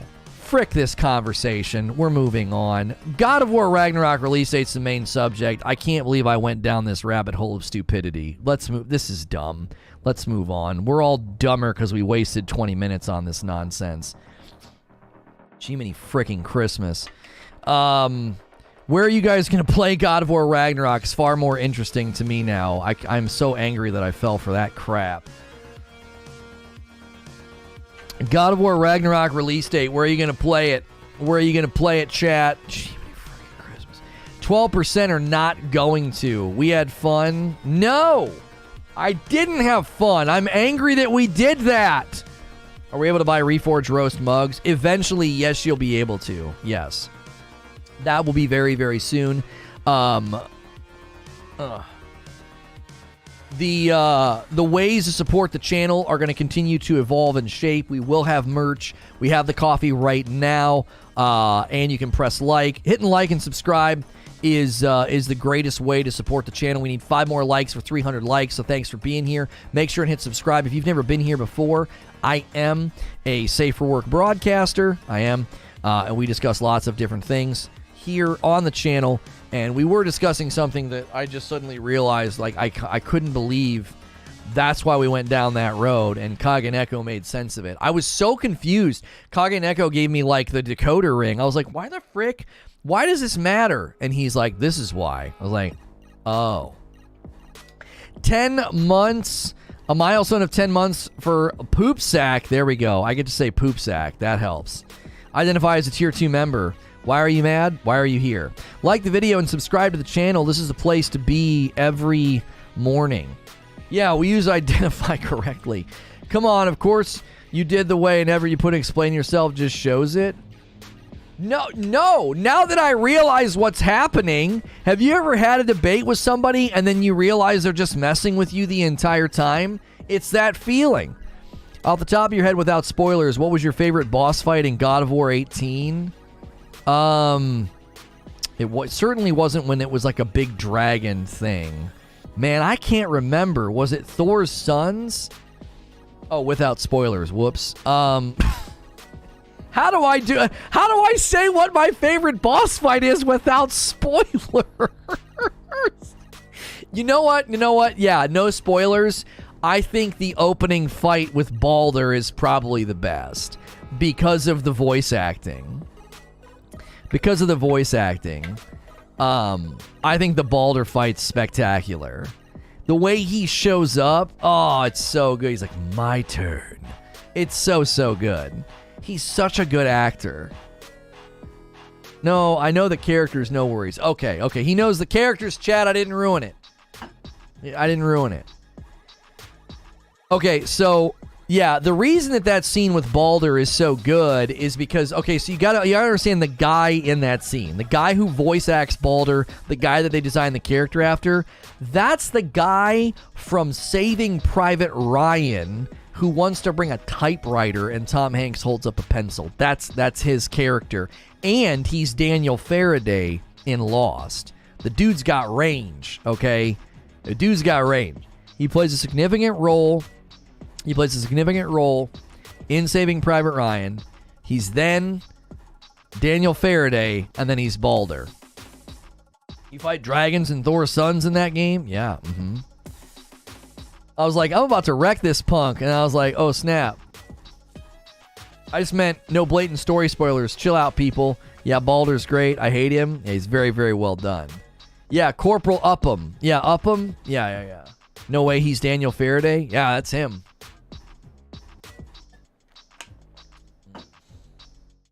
I'm still mad about him letting homie get stabbed. Yeah. He's a coward. He's a total coward. Isn't he the devil in Constantine? Is he the devil in Constantine? Really? Yeah, Upham, the bullets. Yeah. I really like Head. He's great. Oh, yeah. Mimir, is that his name? The guy they carry his head around? He's excellent. I think he's a great character.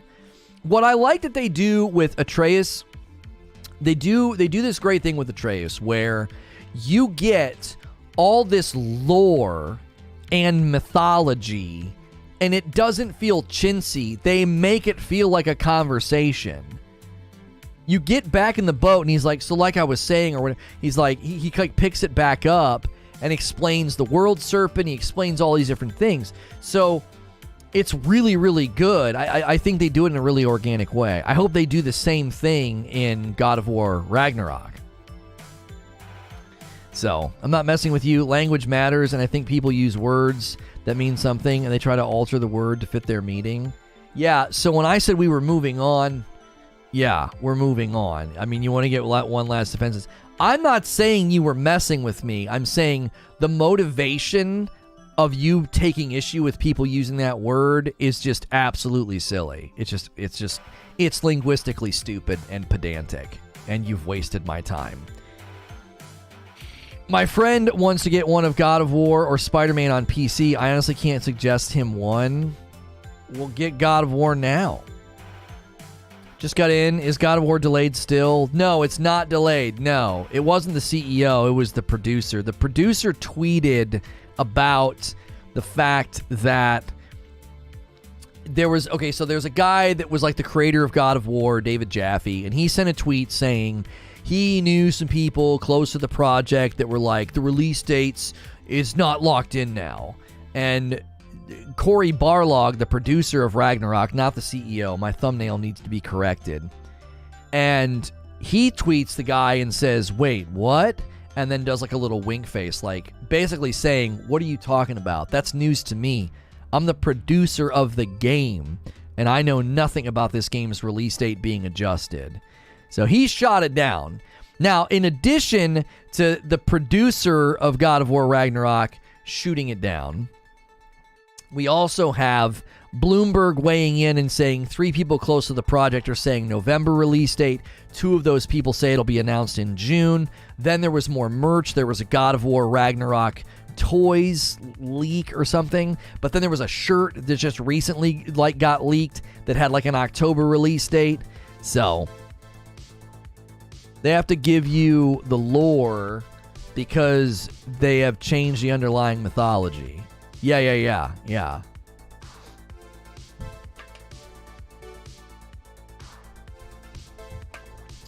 Phoenix was funny, so having Kratos cracking straight-faced jokes all the time is a huge and pleasant surprise. I don't feel like he's cracking jokes. What are you talking about? If Ragnarok is coming November, then Hogwarts Legacy is coming December, if it's coming in 2022.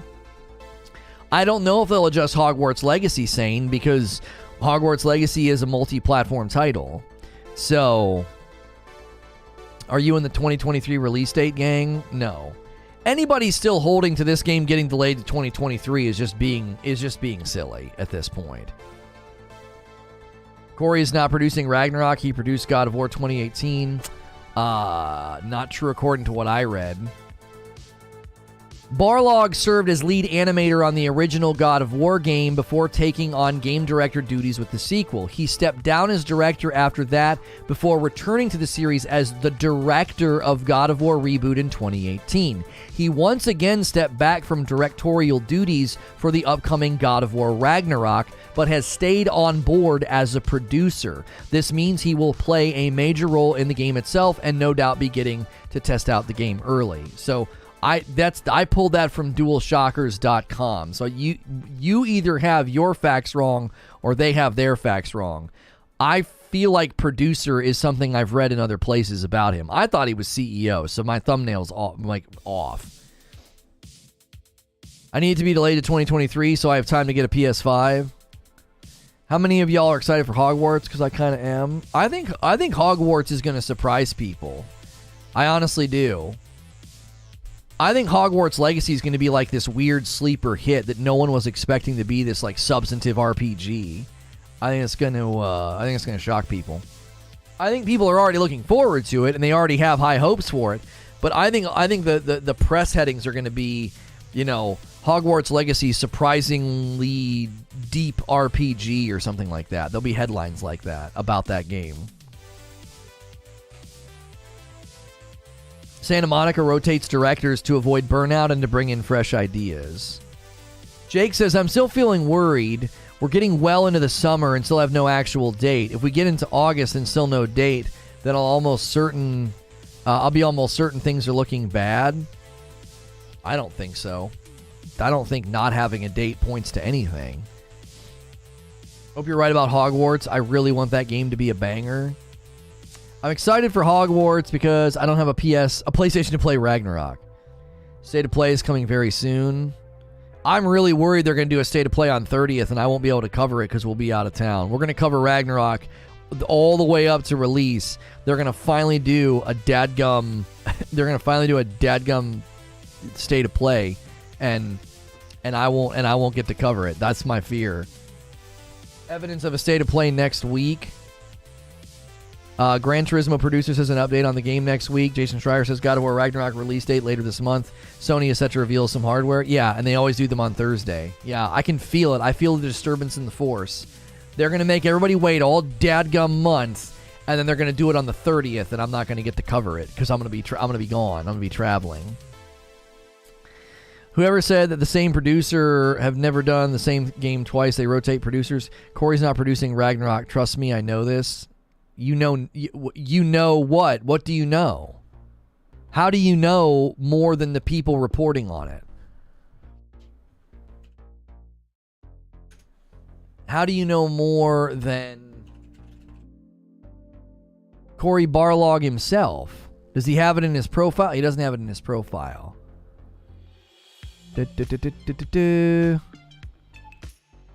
I'm trying to see his official title, if it's listed anywhere. I don't know if it'll be listed on the wiki. He is set to produce the sequel of God of War Ragnarok on his wiki. So the wiki's got him as producer for God of War Ragnarok. I got an article with him as producer for God of War Ragnarok. But I got you in my YouTube chat saying, trust me, I know he's not produced it. producing it. The people who reported or wrong. He has said himself he's not producing it. He did an interview saying he's not producing it.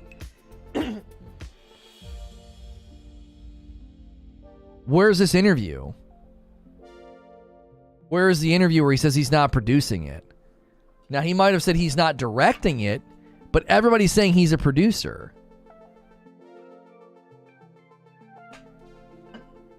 Like, what interview? All right, hang on. I got it. All right, Corey Barlog not producing. Let's see if there's any headlines. Now, I got comicbook.com in September saying Barlog himself acknowledged that directing a game like God of War takes a lot out of you, so he's not directing God of War Ragnarok. Here's another report from September. He's not directing it.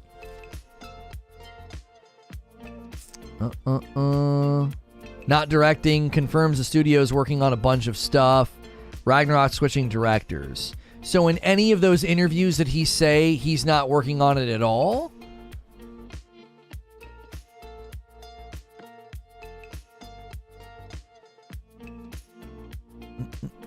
Because he's a producer. I didn't click on any of the articles. I don't like doing that. Why did Corey not direct God of War Ragnarok? Williams explained that the main reason he's serving as the director of God of War Ragnarok rather than Barlog is simply that the studio always has liked to shake things up for each new project. Okay. Hang on, let me just pull it up on my other. I don't like doing stuff on the streaming rig.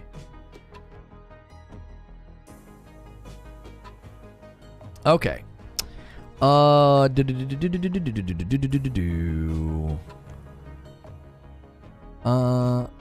no. Whew. I clicked on comicbook.com. Comicbook.com will jack up my capture card. Studio's working on a bunch of stuff. All right, hang on. Barlog producing. I can't find articles that specifically talk about it. Right here is an article from April 20th. God of War Ragnarok producer claims something cool awaits. They're talking about Corey Barlog. So literally 2 months ago, you've got articles referring to him as the producer. So you see what I'm saying? So wouldn't they correct that? They would go out and correct that and say, he's not the producer. Why are you printing that? Why are you saying that if he wasn't the producer? We're having a tough time with words today. Everyone have their dark roast? Literally a week ago, he did an interview where he's the producer. That's what I'm saying. IGN.com reporting on it says, Ragnarok has a new director, Corey Barlog, working on unannounced title. Barlog was the director in 2018. He's one of the producers of Ragnarok. Okay, so he's one of the producers. So he did get moved to an unannounced project that he's likely directing, but he is one of the producers of Ragnarok. Yeah, I think he might have just gotten confused.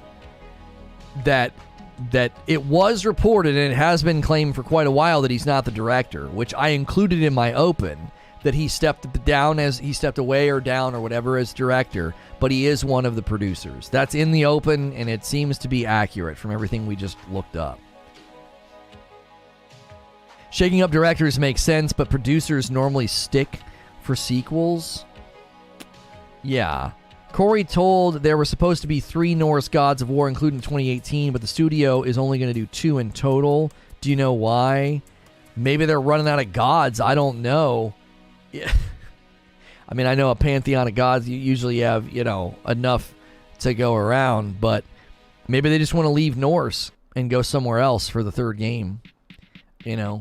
I feel like the third game is going to be where they drive that wedge between him and Atreus. Like, maybe Atreus won't even be around in the third game to really change up gameplay. He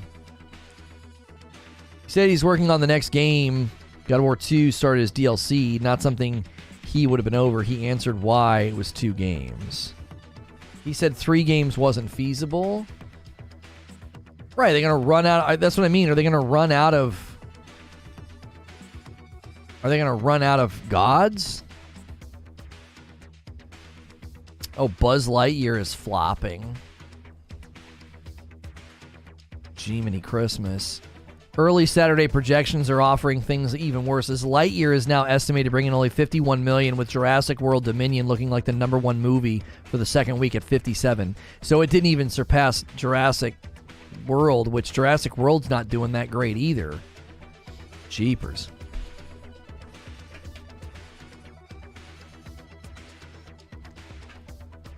Well, people are saying it's because they didn't get Tim Allen.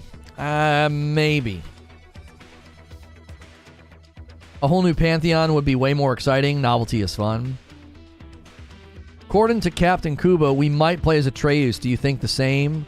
I've made that prediction myself. I think eventually they hand things off to Loki. And God of War would be retired as a title, or maybe it would be called like God of War, something to do with God of Mischief. I don't know. Because if you lose the God of War subheading, it would be kind of like when they went from Horizon Zero Dawn to Horizon Forbidden West. God of War, God of War, God of War, and then God of Mischief. I worry as a title that wouldn't, I don't know if that would land as well, right? I don't know if that would land as well. It might sound goofy to people, you know? God of War is like a recognizable brand. There's a line in Lightyear that a lot of people are boycotting. People are boycotting the movie? God of War, God of Mischief rolls off the tongue. Son of War, Boy of War. Luckily, most of the Norse gods are also gods of war. I mean, that could be something that they do with Loki. There's a male-male kiss, and it's causing problems in some markets for sure. Jiminy Christmas. I've said many, many times, I don't know why they put any of that stuff in the movies anyway. I've said that about Disney movies. Like, it's just weird to have kids focused on romance at that age. It's just odd. Here's his thoughts on not wanting to stretch a third game. So God of War Ragnarok, let's see here. There's several reasons. I think one of the most important reasons is the first game took 5 years. The second game, I don't know how long it's going to take, but I'm just going to throw out that it's going to take close to a similar time. And to do this, you need to think, wow, a third one is that same.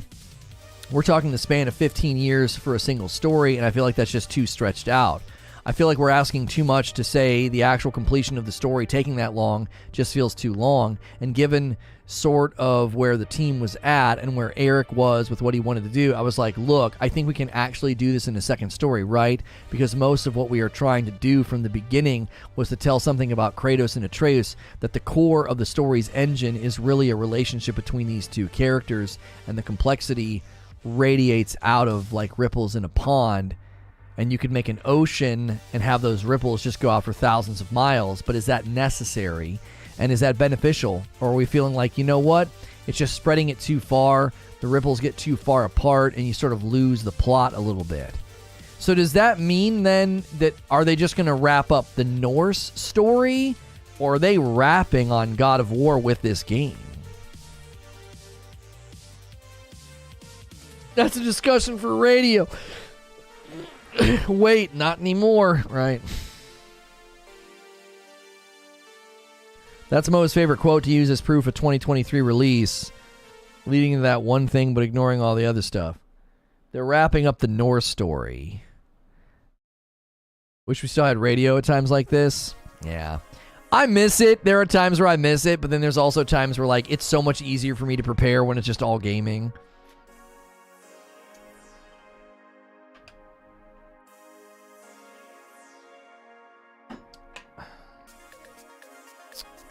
Probably Norse story.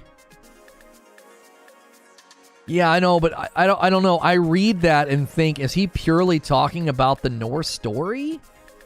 Are we sure?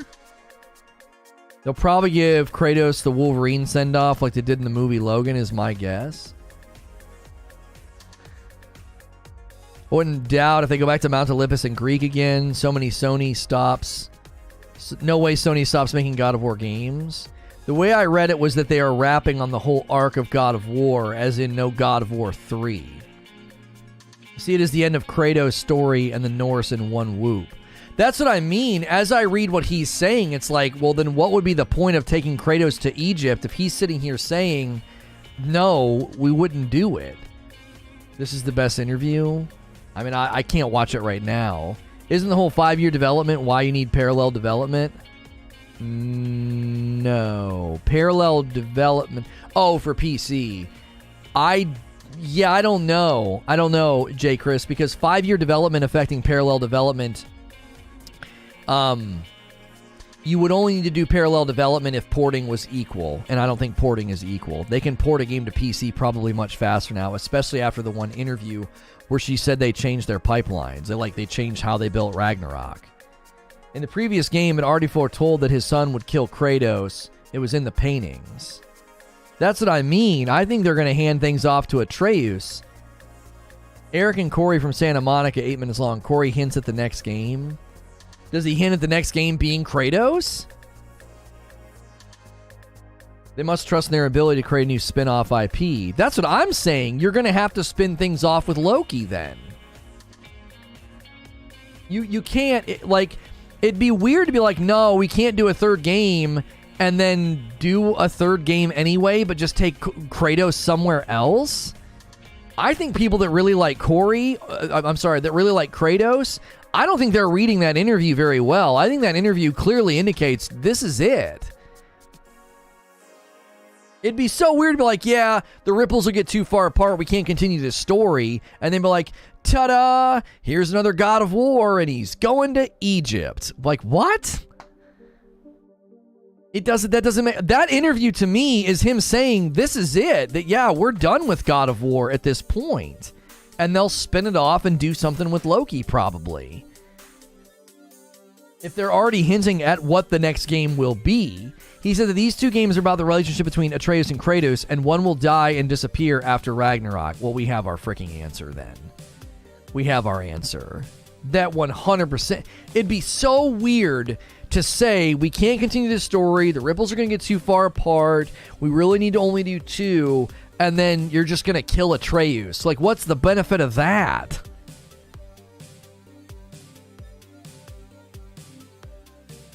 He did say... You know, Kratos has died in the God of War games before. I don't think God of War is over after this one, but I wouldn't be surprised. This day and age, they will probably just remake the old God of Wars. It's funny because it's probably going to come true. If you kill the God of War, don't you inherit the title? If Atreus kills Kratos, does he become the God of War?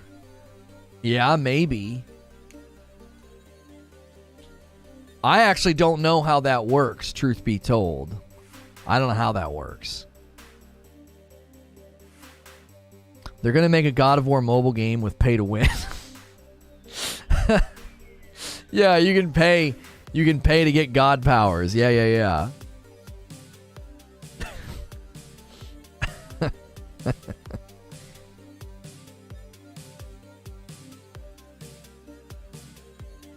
Should we... Let me see here. Yes. God of Diablo Immortal.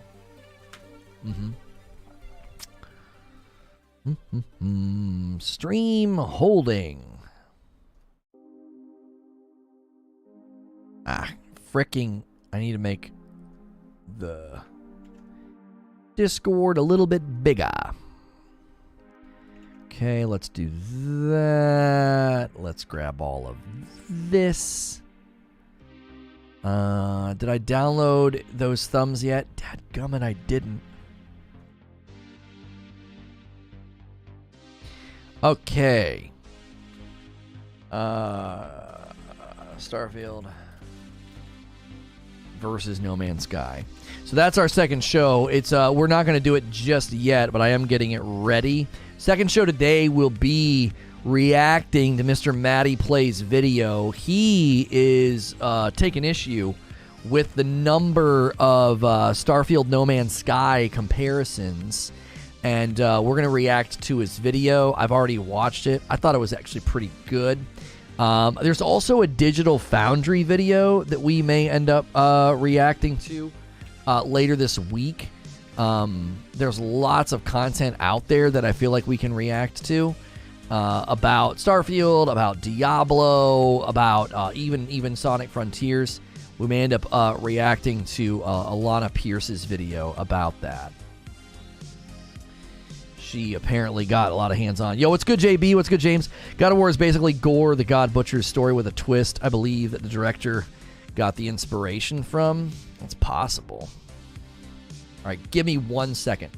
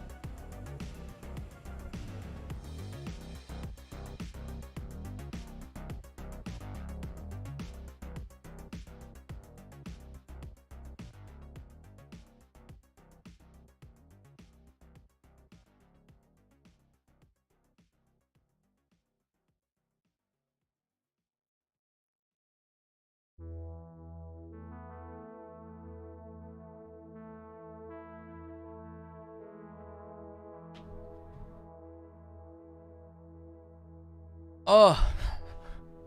Okay, I'm back. Okie dokie.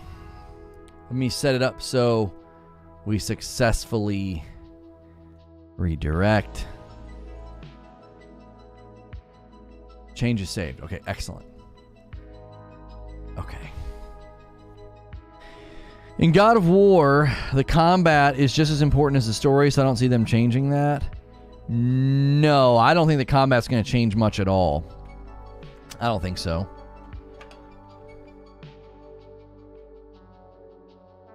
Guys, we've got one coffee order already today. Get those coffee orders in if you haven't already. We like to get those nice even numbers so we don't waste labels. Got our nice updated bags. There we go. Web presence should be updating hopefully soon. We've got I got some great pictures of the bags for that. And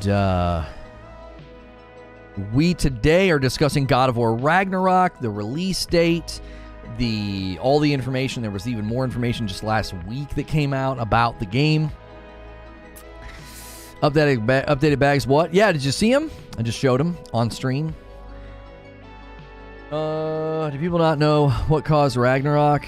Isn't it? I have a hard time keeping it all straight. I don't pay much attention to it. I thought Thor caused it. But I'm not an aficionado about any of it.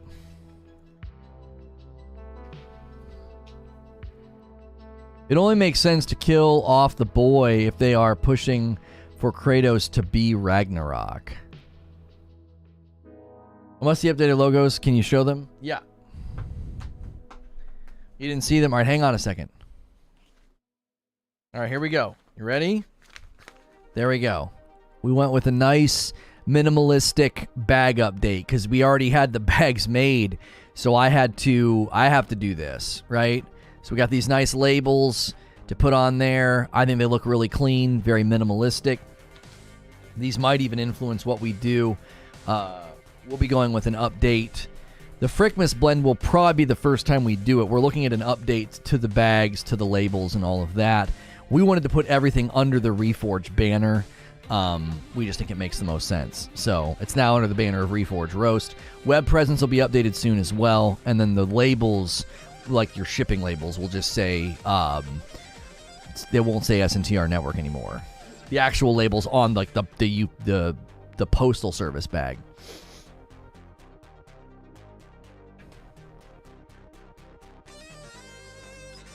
It was actually Fenrir killing Odin. Baldur's death? Ragnarok was a war of the gods started by Loki. Loki killing Baldur was a separate action, to my knowledge. Huh.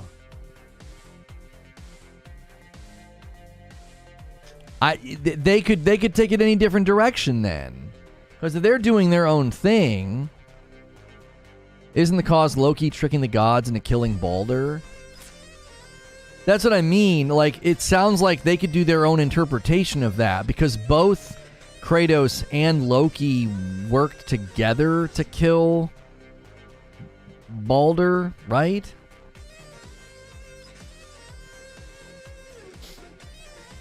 How'd you come up with the Reforge name? I had just gone through some stuff in my personal life, my spiritual life, as well as professional, and we felt like we were kind of reforging me, the brand, the content. Everything was sort of being reforged. So I thought of the name and loved it, and it's very adaptable. We have Reforge Gaming, we have Reforge Radio, Reforge Roast, the Reforge Roundtable. Like, it's just a really, really good name. It's got a lot of versatility, and we use it in a variety of ways. It was when Kratos killed Baldur. The World Serpent is also Loki's son. Well, that doesn't make any sense. What if Loki was never a kid in the whole God of War 1? He was just using Kratos. It was all a sick dream. Now, you want to talk about a frickin' twist. You want to talk about a dadgum twist. If you get to the end of Ragnarok and Loki, like, transforms before your eyes and is like, I've been tricking you this whole time, bro. That would be absolutely bonkers, right? That would be bonkers. I think that would retcon some of the things, though, because Freya is like, does he not know what he is? That means that Loki's tricking, like, everybody at that point, like, epic level of God of Mischief, God of just illusions. Yeah. That'd be bonkers if they did that. That'd be good. That'd be good if it was all trickery, you know, to get Kratos to kill Baldur. I don't know. I wonder if they dropped hints.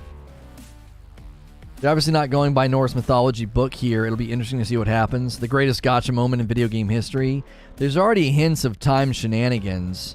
Jomunger recognizes Loki even though they haven't met. He better look like Tom Middleton or I'm review bombing. Hiddleston. I was like, Middleton? Yeah, Tom Hiddleston. Who the frick is Tom Middleton? Kate Middleton? Oh, man. I theorized we're going to literally open the game with a similar fight to the Baldur fight, but it's going to be with Thor. And I think we're going to fight so hard that our axe gets destroyed, Thor leaves, runs, or whatever, and we end up with Mjolnir right at the beginning. That was a theory I came up with. I mean, there's no way to know until we actually play it, but God of War 18 isn't going off literal Norse mythology. It's inspired by it, but it's obvious they're using it as inspiration. I think the reason why I don't know if they're going to do the big gotcha moment with Loki is because there's too many things in God of War 2018 that wouldn't make any sense unless he's just totally faking him out. Like the voices that he's hearing and the anger and the outbursts, and I don't know. That's like 10 levels of deception right there. With Mew Mew? Yeah, with Mew Mew. Someone said Kratos becoming Ragnarok. I was replying to that originally. Oh, okay. Yeah. Not really. The snake was sent back in time from fighting Thor at Ragnarok, but someone summoned the snake while Kratos was running to Freya with the boy ill. This is making me want to replay God of War. I would have loved to play it to completion on PC. It's just, we just don't have a great spot for live stream gameplay. We just don't. You know what I mean? We don't. I mean, we have Reforge Radio, but that would not make any sense with respect to naming. Like, we're going to go over to radio and I'm going to play through games. That just wouldn't make any sense. It would make no sense at all. Like, radio makes way more sense as like a news show and a roundtable, like with a podcast. Like, we just can't do gameplay here that much. We can do it in short spurts. We can do it in short little bursts, especially when something's super relevant. But like, going back and playing through those games when they port them. I mean, we tried to show off the Horizon Forbidden West update, and we didn't do very well with it. We did 45 minutes of Teenage Mutant Ninja Turtles, and it did incredibly well, but, like, I couldn't beat Teenage Mutant Ninja Turtles on stream. You know, that would have been, you know, a 4 or 5-parter, and it probably wouldn't have been worth doing. It's just the channel and the show is too firmly grounded in being a talk show. Fenrir and Jormungandr were both Loki's sons. They're both beasts. Loki liked to mess around. The World Serpent's actually Loki's son. Early God of War, it's mentioned that Ragnarok throws him back in time. The World Serpent actually mentions to Mimir that Atreus looks familiar. Interesting. I love the roundtable because Ginger and 30 have different perspectives from Lono, which is fun to watch. Yeah, it'll be nice when we can get through the summer and not have so many trips, because we haven't had a full roundtable. I think we've had 2 full roundtables of all the episodes we've done. So, like, I did one with Ginger, then I did one with Mike. I think I just did another one with just Mike. So, yeah, it'll be nice when we can have a full roundtable on a regular basis. Yeah, I feel like this is a total scam. Like, you encouraged her to get these shorts. Like, they're tight and they're short. I am not directing the camera down. No, this is way shorter than I'm comfortable with. Your mic's not on. It's on now. That'll be members only. If you sign up for membership, Friday night, shorts, camera stream. Goodness. I'm not gonna do a short. He keeps complaining about how short they are, but he just keeps pulling them up higher and higher. Well, because they don't sit. They don't sit. Oh right my gosh! All the way down.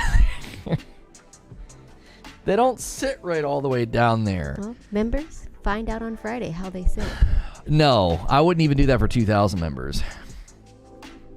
It wasn't a reboot. Was God of War a reboot of the Greek mythology original series? If not, why would they do the same thing? They referred to it as a reboot in the one blog or article that I read today, and I was like, I didn't think it was a reboot, though. You know what I mean? Jonah got them John Stockton's on. My daughter bought them for me, and they are extremely comfortable. But I definitely feel like my wife assisted in the picking here. How would I know? Because you held them up, and you're like, these are pretty short. I held them up. You like held them up and looked at them. They're mediums. They looked ginormous. I could fit in one pant leg. You make it sound like I'm huge. The men's medium just seems kind of swimming. That's all.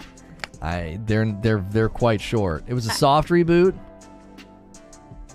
Does TikTok have the good view of these shorts? No, I haven't been streaming on TikTok for a while. It was all this work to set it up, and I was streaming to like one person. TikTok needs to update their entire live interface to funnel people to a gaming talk show. Guys, check out my TikTok. It's over there. Yeah. I know they made shorts that short. Doesn't sound like a reboot. His vengeance against the gods of Olympics years behind him, Kratos now lives as a man in the realm of Norse gods and monsters. Okay. I thought talk was the business. They're making good moves, but there's just no place for us right now over there. Like, they're making really, really good moves as a platform and into live streaming, but we did it for a couple weeks and it just seemed like an absolute waste of time because everyone's looking for ASMR, because ASMR streams do incredibly well over there, like thousands of views, like viewers at a time. But there just isn't a place for like a video game talk show. It wouldn't surprise me if there's an audience over there that would watch us, but they just don't have it set up to get anybody in the stream. We always start and we get like 50 to 70 people come pouring in and none of them stay, because more than likely they throw me on the runner, everybody clicks and they're like, what is this? It's just some guy talking about video games, and they scroll right past. So they are wanting to get into more gaming streaming though. They've made that very clear. Once they do that, they'll start to have a place for us, a funnel and an audience, and maybe by then we can figure out how I can't even see what's going on when I stream over there either, which makes it it lacks that. There's no interaction. I'm not interacting with the audience because I'm talking to you guys and like two people say something and I don't respond for 5 minutes.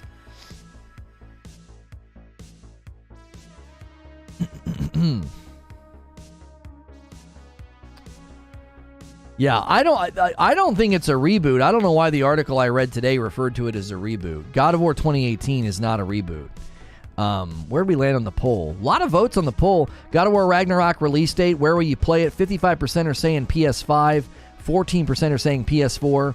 20% saying wait for PC.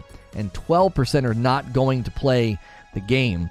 That means 88% of the people that are taking the poll, almost 90%, 88% of the people taking the poll are going to play the game in some capacity. So that's pretty cool. It's a very... That's very, very different scenario than what we've previously been considering. Because usually when we covered Sony stuff in the past, a large portion of the audience was just not about Sony, you know? They just weren't about it. Corey Barlog called it a soft reboot. I mean, a soft reboot I think is probably more fair, because it did feel like a pretty big change. Backseat production. Can't you just name the TikTok stream gaming talk show instead of the actual title? Well, that's what I always did. I just called it like gaming news or something. I gave it like a real generic name, Robert, and it just... You got to understand what TikTok is. TikTok is a flip funnel. Everybody's just flipping through. So they need to set up an actual funnel of somebody coming to the platform and saying, hey, I would like to watch live content. Hey, I would like it to be gaming, right? So then maybe I get seen by way less people, but at least they would have the likelihood of staying. It's a funneling issue. It's not an issue of like anything I could have changed. Since these newer God of War games aren't a reboot and just a continuation, I would hope that Kratos overcomes all of these challenges and moves to the next mythology of gods.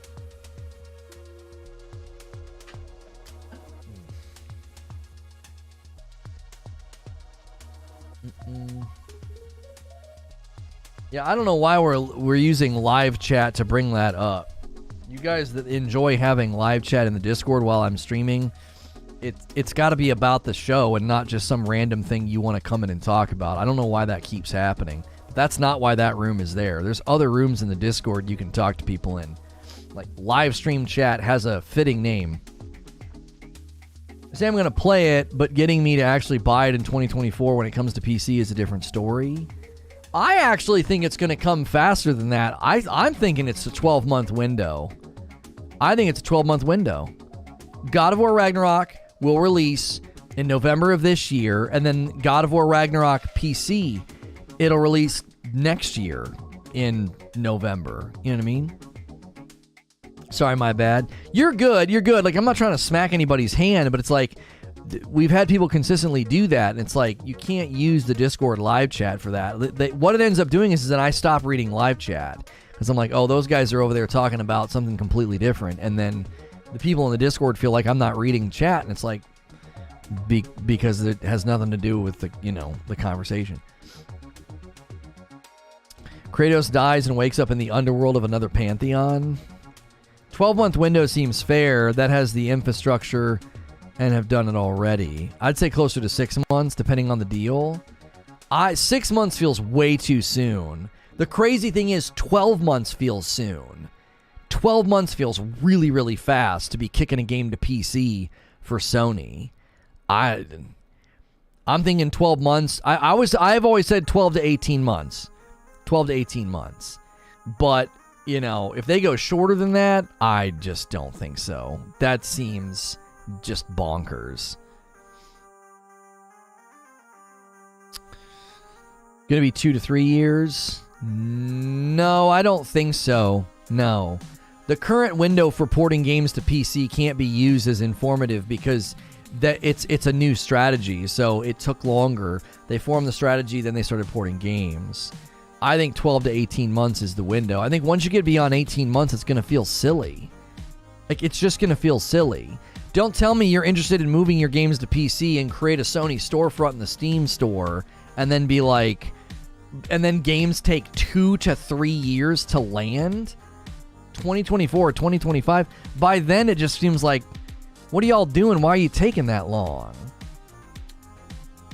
1 year to 18 months, says Wheezy. Yeah, I'm thinking, that's what I'm saying. 12 to 18 months is the window, man. Anything longer than that just feels like you're taking too long. People are going to lose interest. Think of it this way. They just started doing it. So now you have everybody's attention. You can't get everybody's attention and start doing PC ports and then be like, oh, but it's going to take 2 to 3 years. That people are like, what? What do you mean? I'm using God of War 2018 as a baseline, but things have changed. I'm sticking to 18 to 24 months, though. Sony has other services like PlayStation Plus. It has to go there first. In God of War 18, did anything ever come from the Asgard door? I don't know. I don't think so.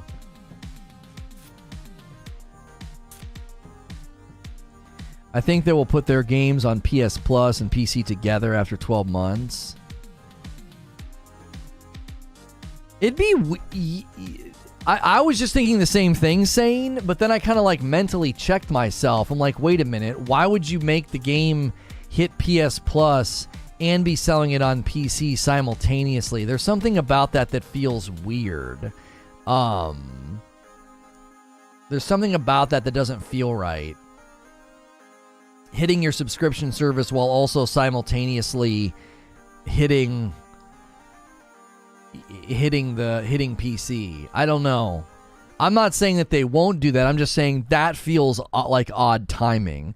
It feels like, to me, they'd want to hit their subscription service after it hits PC, not before or at the same time.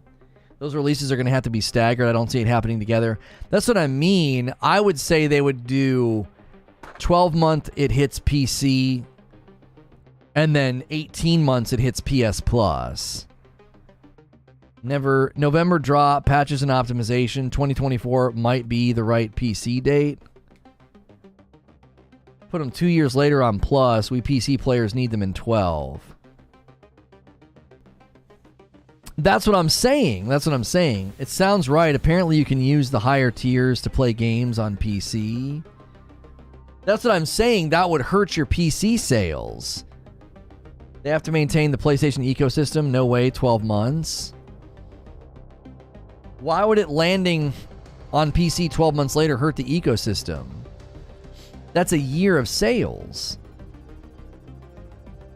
If their games hit PS Plus a year after, there might be a big chunk of people that just wait. That's what I'm saying. You'd almost wait 18 months or more to hit PS Plus.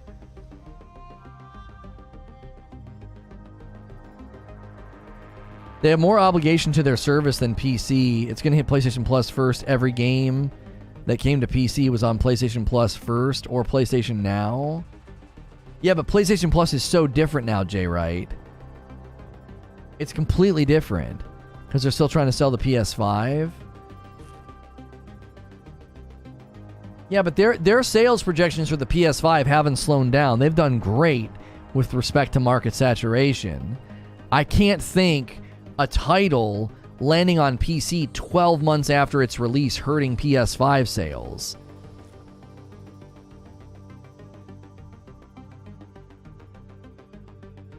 How long did it take Spider-Man to get announced for PC? Expect the same thing? No, I don't think that's normative. I don't think we can look at that as like the normative practice, because they just recently decided to start putting stuff on PC. You can't use Spider-Man as a reference. You should use Last of Us Part 1. Yeah, we need, now that they know they want to do it, now that, you know, yeah, OG Spider-Man's 4 years and Miles is 2 years. So you can't create a normative instance from that, because Spider-Man's going to hit in 2 months, and then Miles is coming at the end of the year. But they're 2 years apart, and yet they're landing on PC within months of each other. The Uncharted collection still isn't PC. Yeah, I don't think we can create anything normative from what they've done up to now, because it's all over the place. PS5 is going to sell anyways. With Ragnarok and Spider-Man 2 coming, they want to capture the PC market.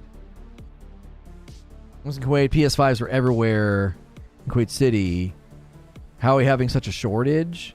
I mean, I'm sure you can go to towns and villages and places all across the globe where PS5s take longer to be bought up. That could be a demographic thing. It could be an economic thing. It could be a socioeconomic thing. They do not stay in the stores here ever.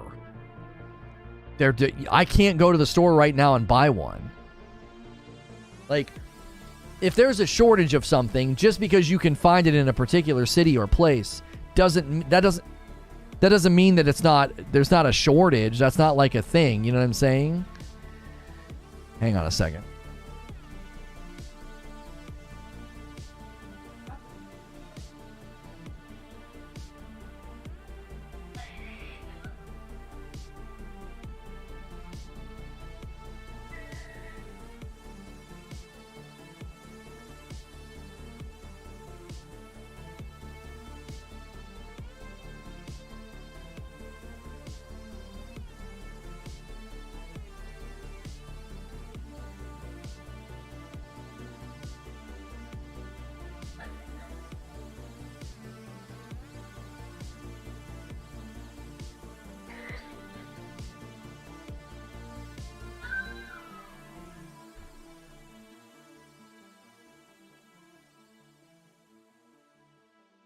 Sorry.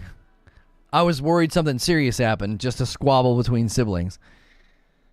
I found a blank ton of Series X in Dubai. That means I can just walk into Target down the street in SoCal and find one, right? That's what I'm saying. I saw a Series S. I saw a Series S in Costco yesterday. I've only seen a PS5 once in a store, and it was at the cash counter because someone was buying it. I would love to have a second one. I really, really would. I would love to have a second one. Because my wife and I just started It Takes Two last night. I waited a really long time because I wanted to completely forget like most of the game, because I played through it with Hilly. So, I saw you doing a reaction to Maddie. Not sure if you have, but I would send him a DM to let him know you're reacting so he does not ask to have the vid taken down, just FYI. Is he known for doing that? I would think somebody his size would not be like instinctively taking vids down. I can't send him a DM. I could email him.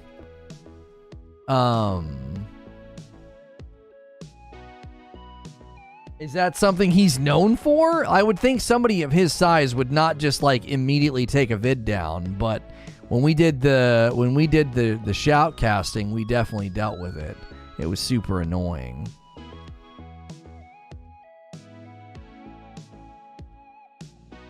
He might have a team of individuals that do that kind of stuff for him. I got mine by watching and tracking a profile on Twitter. Yeah, you've almost got to get in those Discords and follow those right accounts. I've never seen him be toxic about that stuff ever. Always watch him. I guess the question is, does he get a lot of reaction style content? Because like, there's definitely a new wave of it, and we're doing our own version of reaction style content. Because I've got, we've got friends we know that won't care if we do it, but at the same time, it's like when we did our I Can Cast Anythings on split screen, we were getting hit all the dadgum time. He gets some hate and he does not go after it. I've never interacted with him, but he doesn't seem like the type. Yeah, that's why I thought we could react to him. I was like, he seems like the kind of guy that would be like, hey, that was cool. That was nice. Like, again, I don't know if he has like a team that handles his stuff, though. That's usually when you get hit. You get hit not by the creator. You get hit by a team of people. Because they're just monitoring the stuff. I think his video is just damage control and defense for Starfield. I work with these guys behind the scenes, and they have a team that helps monitor this stuff. He's a good dude, but sometimes he does not know, and it can get a strike. Okay. I mean, I can give him a heads up. Just so it doesn't get hit end of day. I don't even know how fast that would be. Pose. Reacting to your... Oh, wait, that's not going to work. Reacting to your vid. Maddie, we have started to do reaction content here and there, and I love your video about Starfield versus No Man's Sky. Just a heads up, I will be reacting to it.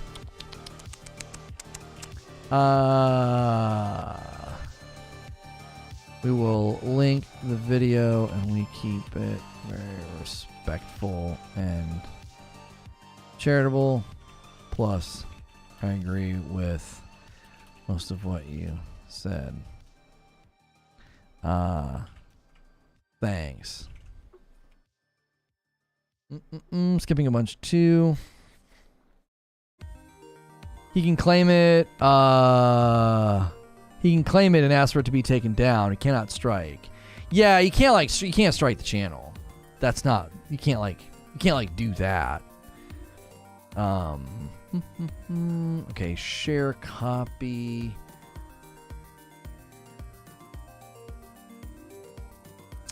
And then I need a link to his video. I just realized I didn't link to it in the description.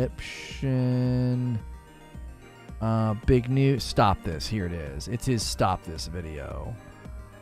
Do. Okay.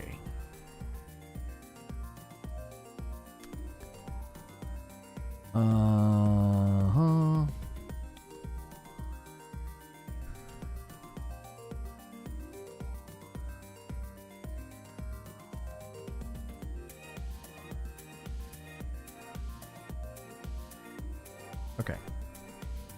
Maddie's video will now be linked in the description of it. All right, I sent him I sent him an email. If and when he gets it, hopefully he's like, hey, cool, thanks, and not like, how dare you? I just can't imagine anybody caring. I mean, if I shredded his video, I could see him being like, I didn't appreciate that, but I'm not going to do that. Like, I actually liked most of what he said. Trying to help up as a heads up in case someone on his team would ask for it to be taken down. I don't think he will care if he knows which is why I said something. Yeah. How do claims work? Get enough of them, get a strike? No. It's just that, like, you lose money. I'm never really worried about the ad revenue, but if they demonetize the video, then the video is going to perform like garbage as a VOD. And as an example, we've done 2 reaction videos prior to this. We reacted to Young Yeah, excuse me, and we reacted to Asmongold. And those videos, you want those videos to be able to perform well as a VOD, because people that don't know who you are they might find the video. They might be like, oh, hey, this guy's talking about my boy, right? So we got 1.4 thousand views on the Young Yeah VOD, and on the Asmongold VOD, we got 2.3. Half of the views on the Asmongold video happened when I wasn't streaming. So you don't want the video's VOD to get destroyed because it gets demonetized. Like, once if it's demonetized, YouTube has no interest in the video. He gets put to the steel a lot. That's why I say he doesn't seem the type. Pretty thick skin.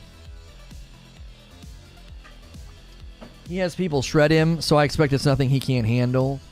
I don't think people like him care.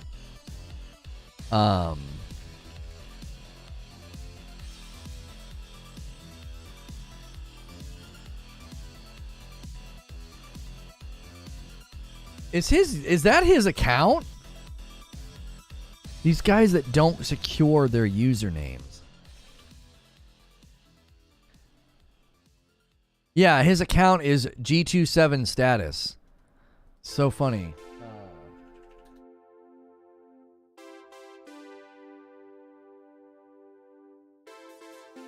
These guys that don't secure Twitter handles. So it's not like Mr. Matty Plays at Twitter. It's like GR27 status. It's like, what? What's that?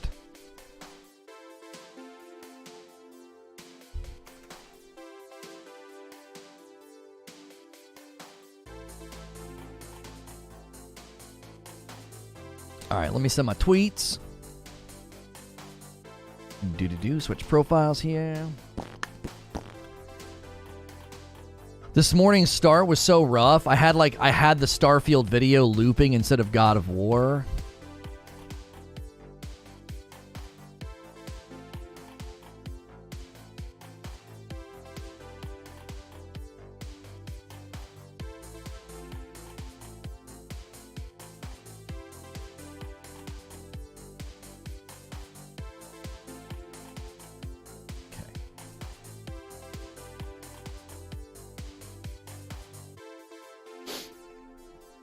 Okay. He blew up with Fallout 4 news reporting, so he just kept it the same. So it was so old, he worried about changing it. Yeah, I always forget that a lot of people like fall into content creation, and so their username is like, you know, Buster McGill 2215, you know, and then they're like this huge YouTuber, and they're like, yeah, I just kept it. Got my coffee from my family in Vermont. Thanks, loving it. Oh, good, Polarin. You probably know Maddie's podcast partner, Lord Cognito. I actually don't recognize that name.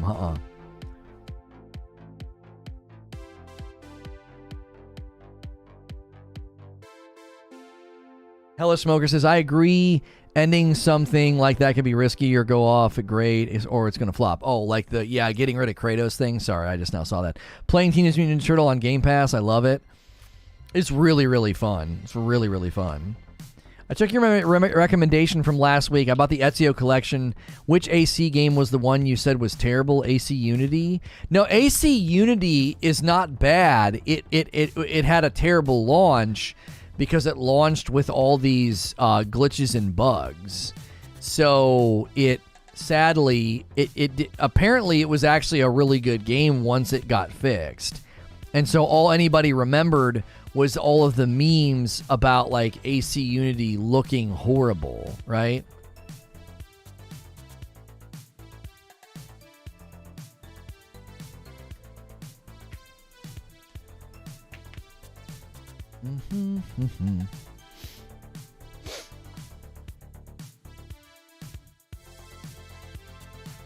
Unity was unplayable. Unity hands down best AC ever. Do you see what I'm saying? You got people saying it's like the best. Well, what the frick? How's that dadgum possible, right? How's that possible? Well, I'll tell you how it's possible. They fixed it, and then people continued playing it and were like, well, this is actually a freaking good game. What in the heck y'all do, right? All right, let's turn that off.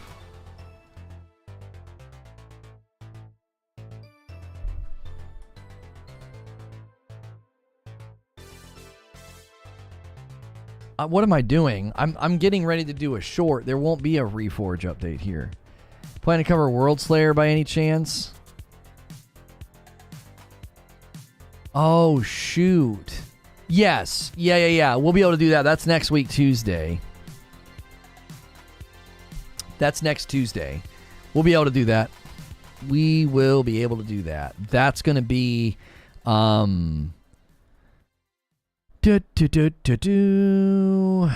Annotations. We don't need that, but we want to get him like that. What's the delay? It's not a delay. The producer, not the CEO. My thumbnail's wrong. But the producer spoke out about the delay and said that basically it's not going to happen.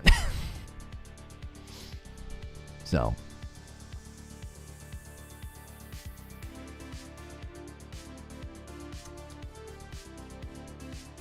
All right, I'm gonna bump us to the next stream. I'm gonna put a link in chat. Is this the right link, or did I link to his video? Okay, no. Okay, it's the right link. All right, there's a link in chat. It's also pinned at the top of the chat. That's where we're going, just in case YouTube acts goofy. It should redirect you.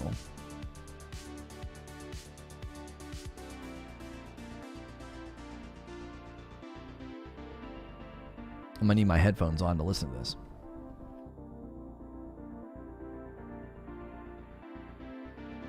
The latest Starfield news has a lot of people discussing the game, comparing it, hearing things about flight and planets, and even hearing confirmation of Fallout 5. So, whenever there's Starfield news, we want to cover it, but we also want to do reaction content on the channel. There's lots of people out there sharing their thoughts and their ideas about the various games that are out there, and this will be a reaction to Mr. Matty Plays. He made a video about the Starfield versus No Man's Sky comparisons. I thought it was a good video to do some reaction content with. The link to his video is below. We do want to give him credit for his video. I am going to bring people over from the stream this morning. We were talking about God of War Ragnarok. We were talking about the delay and how the